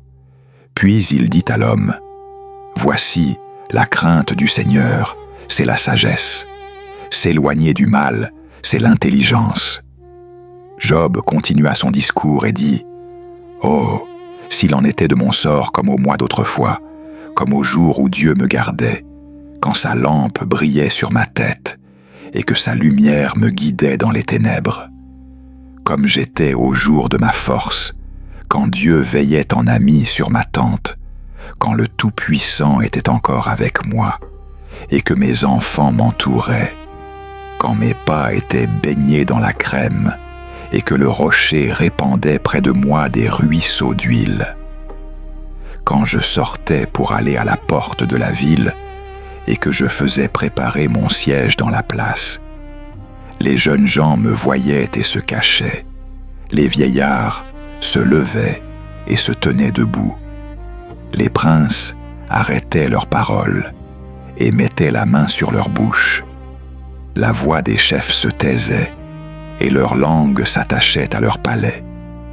L'oreille qui m'entendait me disait heureux, l'œil qui me voyait me rendait témoignage, car je sauvais le malheureux qui implorait du secours et l'orphelin qui manquait d'appui. La bénédiction de celui qui allait périr venait sur moi, et je remplissais de joie le cœur de la veuve. Je me revêtais de la justice, et elle me servait de vêtements. J'avais ma droiture pour manteau et pour turban. J'étais les yeux de l'aveugle et les pieds du boiteux. J'étais le père des misérables, j'examinais la cause de l'inconnu, et je brisais la mâchoire de l'injuste, et j'arrachais la proie d'entre ses dents.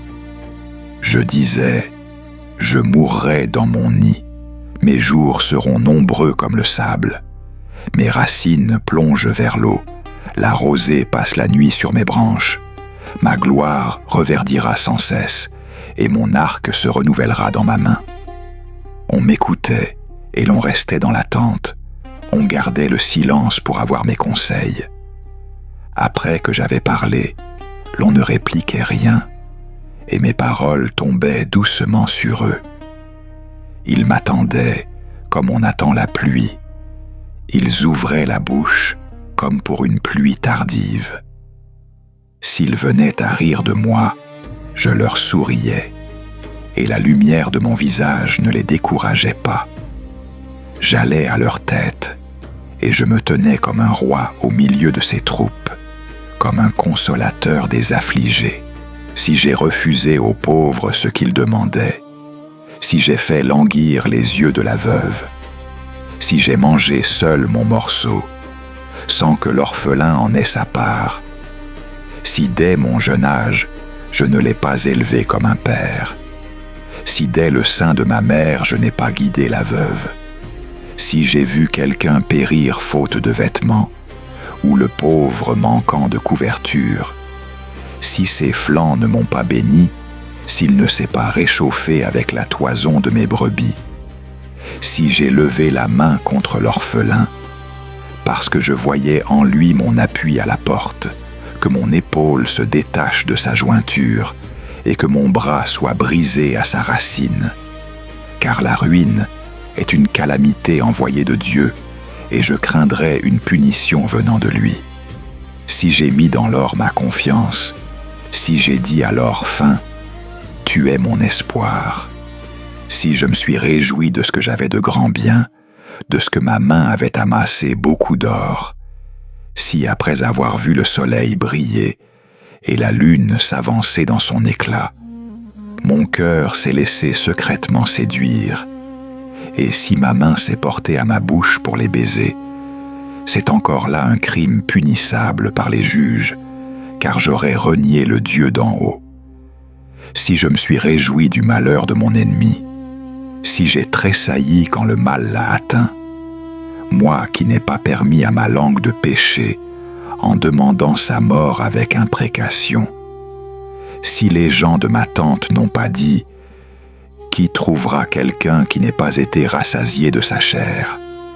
L'étranger ne passait pas la nuit dehors, j'ouvrais ma porte aux voyageurs. Si j'ai, comme les autres hommes, caché mes fautes, en renfermant mon iniquité dans mon sein, par crainte de la grande multitude et du mépris des familles, ce qui m'aurait empêché de paraître en public. Oh, que j'en atteste le Tout-Puissant, si j'ai jamais reculé d'effroi devant la foule, et si la frayeur m'a fait taire et m'a retenu à la maison, qui me donnera un homme qui m'écoute? Voilà ma signature, que le Tout-Puissant me réponde. Le livre que mon adversaire a écrit, je le porterai sur l'épaule, je l'attacherai comme une couronne à mon front, je lui rendrai compte de tous mes pas, je m'approcherai de lui comme un prince. Si ma terre crie contre moi, et si ses sillons répandent des larmes, si j'en ai mangé les fruits sans payer, si j'en ai fait expirer les possesseurs, qu'au lieu de froment ils sortent des épines, et de l'ivraie au lieu d'orge. Les paroles de Job sont finies. Ces 3 hommes cessèrent de répondre à Job, parce qu'ils se regardaient comme justes. Mais le jeune Éliou, fils de Barakil, de Buz, de la famille de Ram, se mit en colère contre Job, parce qu'il se justifiait aux dépens de Dieu. Il se mit aussi en colère contre ses 3 amis, parce qu'ils n'avaient toujours pas trouvé de réponse et qu'ils avaient condamné Job. Éliou avait attendu pour parler à Job, parce que les autres étaient plus âgés que lui. Éliou, voyant qu'il n'y avait plus de réponse dans la bouche de ces 3 hommes, sa colère s'enflamma. Alors Éliou, fils de Barakil, de Buz, prit la parole et dit : « Je suis jeune et vous êtes vieux. C'est pourquoi j'avais de la crainte et je n'osais vous faire connaître mon avis. Je disais : les jours parleront et le grand nombre des années enseignera la sagesse. Mais en réalité, c'est l'esprit qui est dans l'homme et le souffle du Tout-Puissant qui lui donne l'intelligence. Ce ne sont pas les vieillards qui sont sages, ni les hommes âgés qui comprennent ce qui est droit. C'est pourquoi je dis : écoute-moi, moi aussi je dirai ce que je pense. Voici, j'ai attendu vos paroles, j'ai prêté l'oreille à vos raisonnements, pendant que vous examiniez les questions. J'ai aussi réfléchi sur vous, et voici, aucun de vous n'a convaincu Job, personne n'a répondu à ses paroles. Ne dites pas : nous avons trouvé la sagesse. C'est Dieu qui le confondra, non l'homme. S'il s'est adressé à moi, je ne lui répondrai point comme vous le faites. Ils se sont effrayés, ils ne répondent plus, les mots leur manquent. J'ai attendu, mais ils ne parlent plus. Ils s'arrêtent et ne répondent plus. Moi aussi, je veux répondre. Moi aussi, je dirai ce que je pense. Car je suis plein de paroles, l'esprit qui est en moi me presse.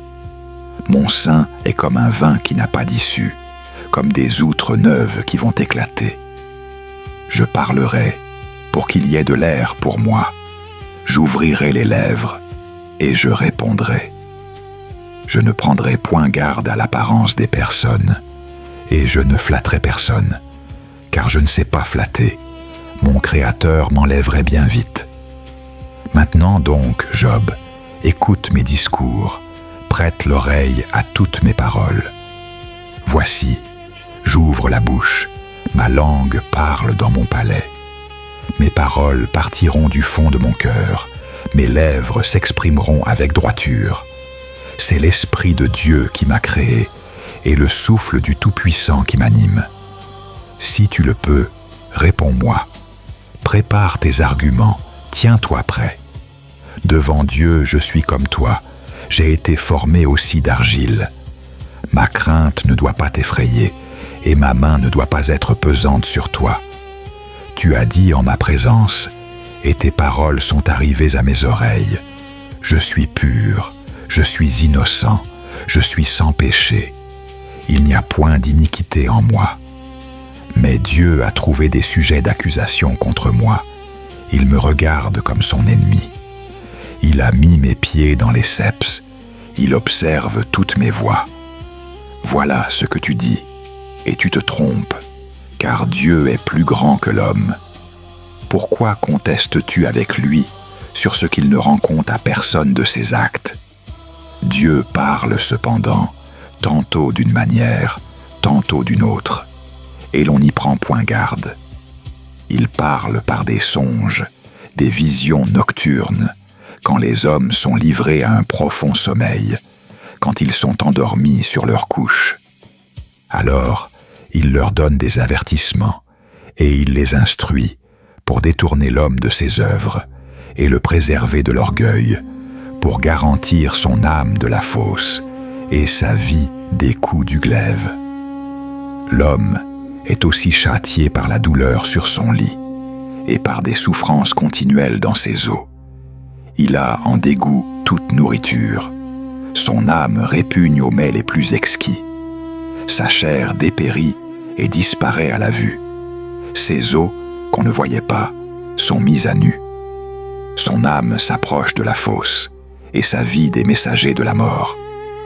S'il existe pour lui un ange, un interprète, un entre-mille, pour indiquer à l'homme son devoir, Dieu a pitié de lui et dit « Délivre-le, afin qu'il ne descende pas dans la fosse. J'ai trouvé une rançon. Sa chair devient plus fraîche que dans l'enfance.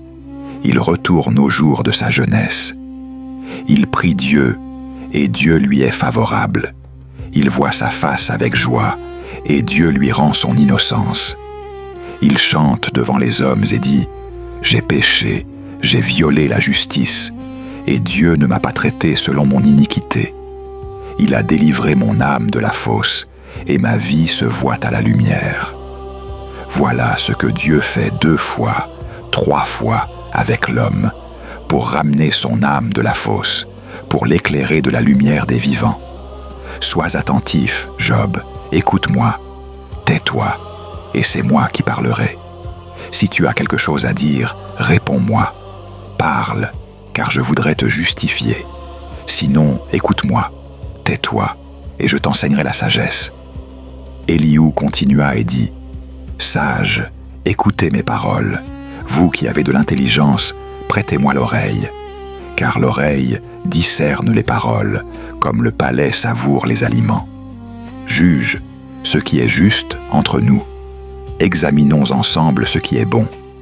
Car Job a dit « Je suis juste, et Dieu m'ôte mon droit. Malgré mon droit, je passe pour menteur. Ma plaie est douloureuse, sans que j'aie commis d'iniquité. Y a-t-il un homme semblable à Job?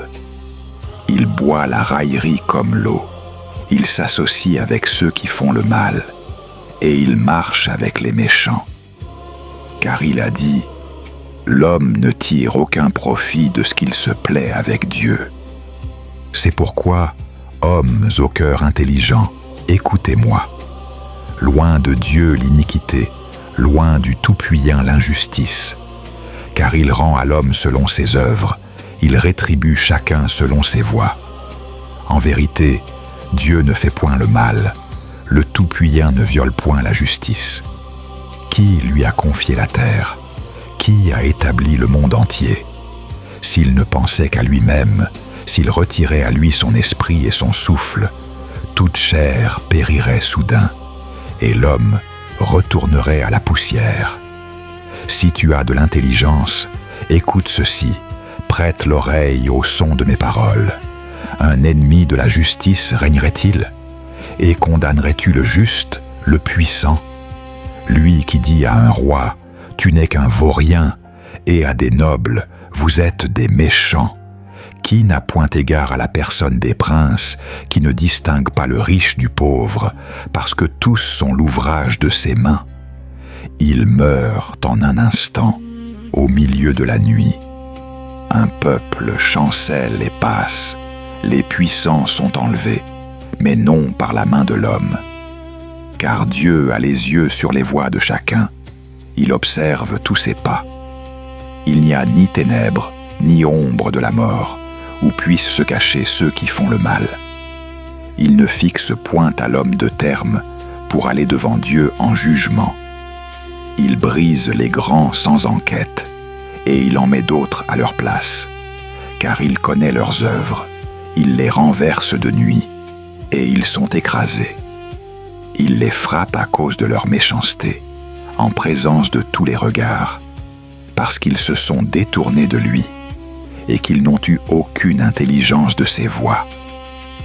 Ainsi, ils ont fait monter jusqu'à lui les cris du faible, et il a entendu les cris des malheureux. S'il garde le silence, qui le condamnera? S'il cache sa face, qui pourra le voir? Il exerce sa souveraineté sur les nations comme sur les individus, pour empêcher l'homme orgueilleux de régner, pour préserver le peuple du piège. Job a donc dit: « Je suis innocent, et Dieu m'ôte mon droit. J'ai menti, ma plaie est incurable, sans que j'aie commis d'iniquité. Y a-t-il un homme comme Job? Il boit la moquerie comme l'eau, il s'associe avec ceux qui font le mal, et il marche avec les méchants. Car il a dit: l'homme ne tire aucun profit de ce qu'il se plaît avec Dieu. C'est pourquoi, hommes intelligents, écoutez-moi. Loin de Dieu la méchanceté, loin du Tout-Puissant l'injustice. Car il rend à l'homme selon ses œuvres, il rétribue chacun selon ses voies. En vérité, Dieu ne fait point le mal, le Tout-Puissant ne viole point la justice. Qui lui a confié la terre? Qui a établi le monde entier? S'il ne pensait qu'à lui-même, s'il retirait à lui son esprit et son souffle, toute chair périrait soudain, et l'homme retournerait à la poussière. Si tu as de l'intelligence, écoute ceci, prête l'oreille au son de mes paroles. Celui qui est la justice régnerait-il? Et condamnerais-tu le juste, le puissant? Lui qui ne défend pas les princes, et qui ne distingue pas le riche du pauvre, parce que tous sont l'ouvrage de ses mains.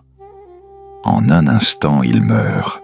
Au milieu de la nuit, un peuple chancelle et passe. Les puissants sont enlevés, mais non par la main de l'homme. Car Dieu a les yeux sur les voies de chacun. Il observe tous ses pas. Il n'y a ni ténèbres, ni ombre de la mort, où puissent se cacher ceux qui font le mal. Il ne fixe point à l'homme de terme pour aller devant Dieu en jugement. Il brise les grands sans enquête, et il en met d'autres à leur place. Car il connaît leurs œuvres, il les renverse de nuit, et ils sont écrasés. Il les frappe comme des méchants, à la vue de tout le monde, parce qu'ils se sont détournés de lui, et qu'ils n'ont eu aucune intelligence de ses voies. Ainsi ils ont fait monter jusqu'à lui les cris du faible, et il a entendu les cris des malheureux. S'il garde le silence, qui le condamnera? S'il cache sa face, qui pourra le voir? Il exerce sa souveraineté sur les nations comme sur les individus, afin que l'homme orgueilleux ne règne plus, et qu'il n'y ait plus de piège pour le peuple. Si donc Job a dit: « Il m'est hostile, il multiplie mes plaies sans cause, il ne me permet pas de respirer, il me rassasie d'amertume. S'il s'agit de force, voici, il est le plus fort. S'il s'agit de droit, qui me citera devant lui? Quand je serai juste, ma bouche me condamnerait. Quand je serais innocent, elle me déclarerait coupable. Je suis innocent, je ne tiens pas à la vie, je méprise mon existence. C'est tout un. Aussi je dis, il consume l'innocent et le coupable. Si le fouet fait soudain périr, il se rit de l'épreuve des innocents. La terre est livrée aux mains des méchants, il voile la face des juges.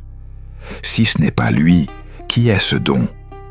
Mes jours sont plus rapides qu'un courrier, il fuit sans avoir vu le bonheur. Il passe comme les navires de jonc, comme l'aigle qui fond sur sa proie. Si je dis, je veux oublier mes souffrances, laisser ma tristesse, reprendre courage, je suis effrayé de toutes mes douleurs. Je sais que tu ne me tiendras pas pour innocent, je serai coupable. Pourquoi me fatiguer en vain? quand je me laverais dans la neige, quand je purifierais mes mains avec du savon, tu me plongerais dans la fange, et mes vêtements m'auraient en horreur. Car il n'est pas un homme comme moi, pour que je lui réponde, pour que nous allions ensemble en justice. Il n'y a pas entre nous d'arbitre qui pose sa main sur nous deux, qu'il retire sa verge de dessus moi, que cette erreur ne me trouble plus. Alors je parlerai, et je ne le craindrai pas, car je ne suis pas ainsi en moi-même. Mon âme est dégoûtée de la vie. Je donnerai cours à ma plainte, je parlerai dans l'amertume de mon âme. Je dirai à Dieu, ne me condamne pas. Fais-moi savoir pourquoi tu me prends à partie. Trouves-tu du plaisir à opprimer, à rejeter l'ouvrage de tes mains et à faire briller sur le conseil des méchants? As-tu des yeux de chair, ou vois-tu comme voient les hommes? Tes jours sont-ils comme les jours de l'homme, et tes années comme les années de l'homme, pour que tu recherches mon iniquité et que tu t'en prennes à mon péché? Sache-le, c'est toi qui m'as formé comme de l'argile. Voudrais-tu de nouveau me réduire en poussière? Ne m'as-tu pas coulé comme du lait et fait cailler comme du fromage? Tu m'as revêtu de peau et de chair, tu m'as tissé d'os et de nerfs, tu m'as accordé la vie et la bonté, et tes soins ont conservé mon esprit. Mais voilà ce que tu cachais en ton cœur. Je sais que telle était ta pensée. Si tu auras de la confiance, parce que tu auras de l'espérance, tu feras des recherches et tu te reposeras en sécurité. Tu te coucheras et personne ne te troublera. Un grand nombre chercheront à te plaire. Mais les méchants auront les yeux consumés. Toute retraite leur échappera. Leur espérance, ce sera le dernier souffle. L'Éternel répondit à Job du milieu de la tempête et dit : « Qui est celui qui obscurcit mes desseins par des discours sans intelligence ? Saint et rein comme un vaillant homme, je t'interrogerai et tu m'instruiras. Où étais-tu quand je fondais la terre ? Dis-le si tu as de l'intelligence. Qui en a fixé les dimensions, le sais-tu ? Ou qui a étendu sur elle le cordeau ? Sur quoi ces bases sont-elles appuyées ? Ou qui en a posé la pierre angulaire, alors que les étoiles du matin éclataient en chants d'allégresse, et que tous les fils de Dieu poussaient des cris de joie? Qui a fermé la mer avec des portes, quand elle s'élança du sein maternel? Quand je fis de la nuée son vêtement, et de l'obscurité ses langes, quand je lui imposais ma loi, et que je lui mis des barrières et des portes, quand je dis « Tu viendras jusqu'ici, tu n'iras pas au-delà. Ici s'arrêtera l'orgueil de tes flots. Depuis que tu existes, as-tu commandé au matin? As-tu montré sa place à l'aurore pour qu'elle saisisse les extrémités de la terre et qu'elle en secoue les méchants? La terre change d'aspect comme l'argile sous le sceau, et les choses se présentent comme avec un vêtement. La lumière est refusée aux méchants, et le bras qui se lève est brisé. Es-tu allé jusqu'aux sources de la mer?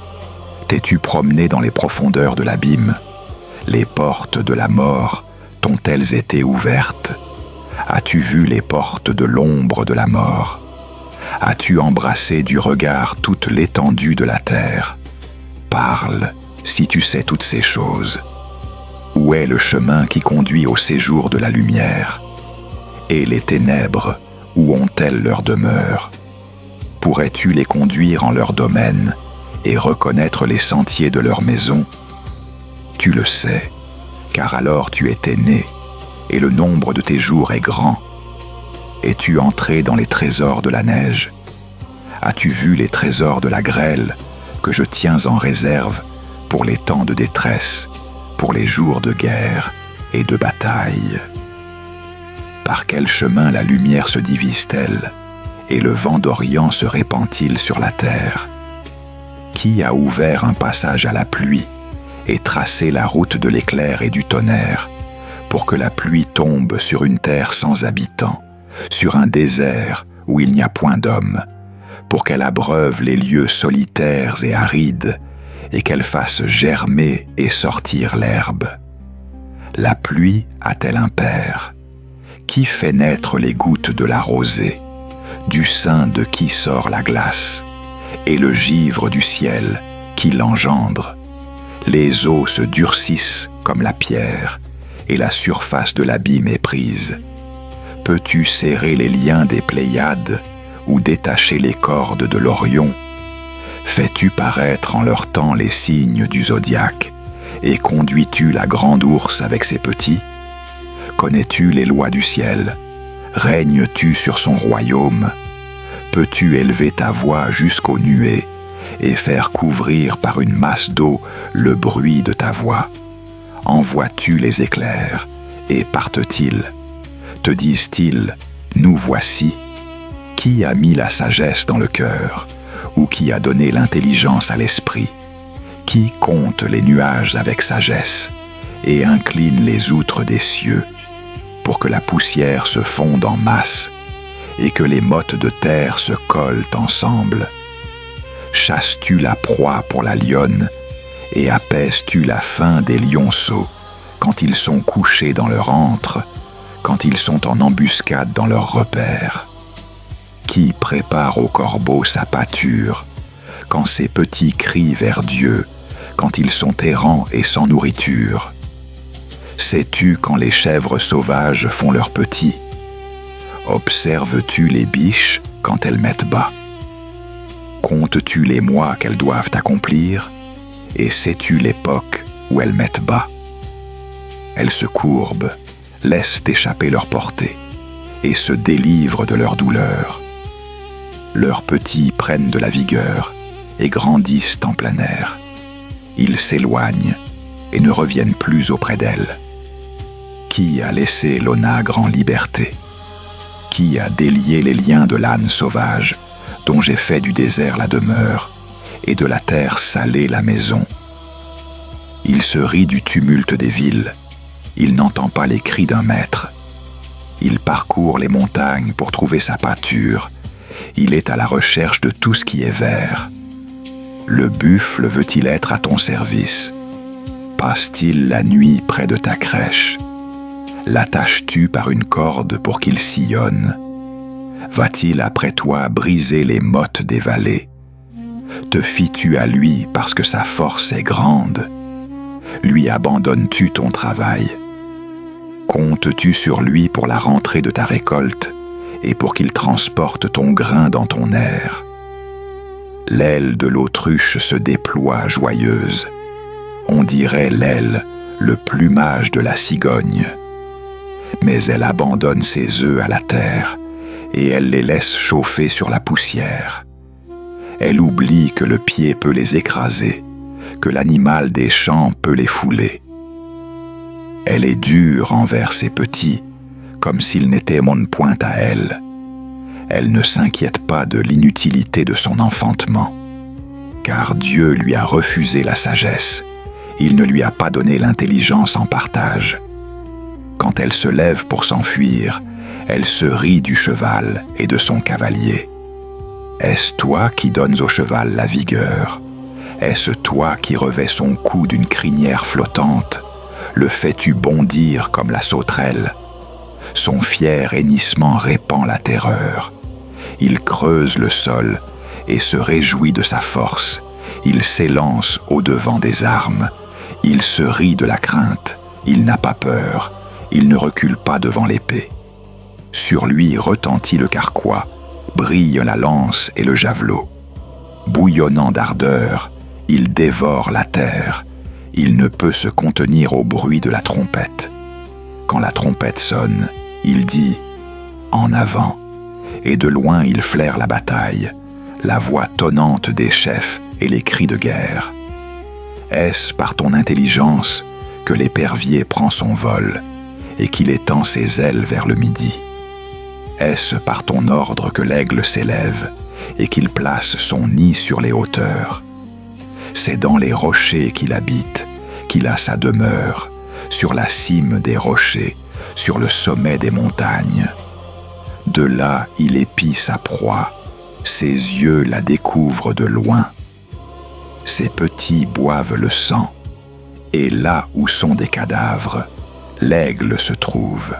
L'Éternel, parlant à Job du milieu de la tempête, dit : Le censeur contestera-t-il avec le Tout-Puissant ? Celui qui dispute avec Dieu peut-il répondre ? Job répondit à l'Éternel et dit : Voici, je suis trop peu de choses. Que te répliquerai-je ? Je mets la main sur ma bouche. J'ai parlé une fois, je ne répondrai plus. 2 fois, je n'ajouterai rien. L'Éternel répondit à Job du milieu de la tempête et dit : Ceins tes reins comme un vaillant homme. Je t'interrogerai et tu m'instruiras. Anéantiras-tu ma justice ? Me condamneras-tu pour te justifier ? As-tu un bras comme celui de Dieu ? Et ta voix tonne-t-elle comme la sienne ? Pars-toi de magnificence et de grandeur, revêt-toi de splendeur et de majesté. Répands les flots de ta colère, regarde tout orgueil et abaisse-le. Regarde tout orgueil et prosterne-le, et écrase les méchants sur place. Cache-les tous ensemble dans la poussière, et enferme leur visage dans l'obscurité. Et moi aussi, je te louerai de ce que ta droite t'a sauvé. Considère l'hippopotame, à qui j'ai donné la vie comme à toi. Il mange de l'herbe comme le bœuf. Vois sa force dans ses reins et sa vigueur dans les muscles de son ventre. Il plie sa queue aussi ferme qu'un cèdre. Les nerfs de ses cuisses sont entrelacés. Ses os sont des tubes d'airain, ses membres sont comme des barres de fer. Il est la première des œuvres de Dieu. Celui qui l'a fait l'a pourvu d'un glaive. Les montagnes lui offrent leur pâture, là où se jouent toutes les bêtes des champs. Il se couche sous les lotus, dans le secret des roseaux et des marécages. Les lotus le couvrent de leur ombre, les saules du torrent l'environnent. Que le fleuve déborde, il ne s'enfuit point. Il est tranquille, même quand le Jourdain se précipite dans sa gueule. Est-ce que quelqu'un le saisira par les yeux, lui percera le nez avec des cordes? Tirerais-tu le crocodile avec un hameçon? Lieras-tu sa langue avec une corde? Mettras-tu un jonc dans ses narines? Lui perceras-tu la mâchoire avec une alène? Te pressera-t-il de supplications? Te parlera-t-il d'une voix douce? Fera-t-il une alliance avec toi pour devenir à jamais ton esclave? Joueras-tu avec lui comme avec un oiseau? L'attacheras-tu pour tes jeunes filles? Les associés en feront-ils le commerce? Le partageront-ils entre des marchands? Cribleras-tu sa peau de dard et sa tête de harpon? Pose ta main sur lui, souviens-toi du combat, et n'y reviens plus. Voici, son espoir est trompé. N'est-il pas abattu à sa vue? Personne n'est assez hardi pour l'exciter. Qui donc me résisterait en face? Qui m'a donné quelque chose que je doive lui rendre? Tout ce qui est sous les cieux est à moi. Je ne me tairai point sur ses membres, sur sa force et la beauté de sa structure. Qui a découvert la surface de son vêtement? Qui s'est introduit dans la double armure de sa gueule? Qui a ouvert les portes de sa gueule? Autour de ses dents habite la terreur. Ses magnifiques et puissants boucliers sont soudés ensemble, serrés comme d'un sceau. Ils sont tellement rapprochés l'un de l'autre que l'air ne passe pas entre eux. Ils sont unis ensemble, ils se tiennent et ne se séparent point. Ses éternuements font briller la lumière. Ses yeux sont comme les paupières de l'aurore. Des flammes jaillissent de sa gueule. Des étincelles de feu s'en échappent. Une fumée sort de ses narines, comme d'un vase qui bout, d'une chaudière ardente. Son souffle allume les charbons, et une flamme sort de sa gueule. La force réside dans son cou, et la terreur saute devant lui. Les replis de sa chair tiennent ensemble, Elle est fondue sur lui, inébranlable. Son cœur est dur comme la pierre, dur comme la meule inférieure. À son aspect, les plus hardis ont peur. L'épouvante les fait reculer. On l'atteint avec l'épée, sans effet, avec la lance, le javelot, la cuirasse. Il regarde le fer comme de la paille, l'airain comme du bois pourri. La flèche ne le fait pas fuir. Les pierres de la fronde sont pour lui du chaume. Il a des massues comme des brins de paille, et il se rit du frémissement de la lance. Son ventre est comme des tessons aigus. Il répand la boue comme un traîneau. Il fait bouillir le fond de la mer comme une chaudière. Il l'agite comme un vase rempli de parfums. Il laisse après lui un sentier lumineux. L'abîme prend la chevelure d'un vieillard. Il n'a point son semblable sur la terre. Il a été fait pour être sans crainte. Il regarde tout ce qui est élevé. Il est le roi des plus fiers animaux. Job répondit à l'Éternel et dit : « Je sais que tu peux tout, et que rien ne s'oppose à tes pensées. Qui est celui qui obscurcit tes desseins sans connaissance ? J'ai donc parlé, sans les comprendre, de merveilles qui me dépassent et que je ne connais pas. Écoute-moi, et je parlerai, je t'interrogerai, et tu m'instruiras. Mon oreille avait entendu parler de toi, mais maintenant mon œil t'a vu.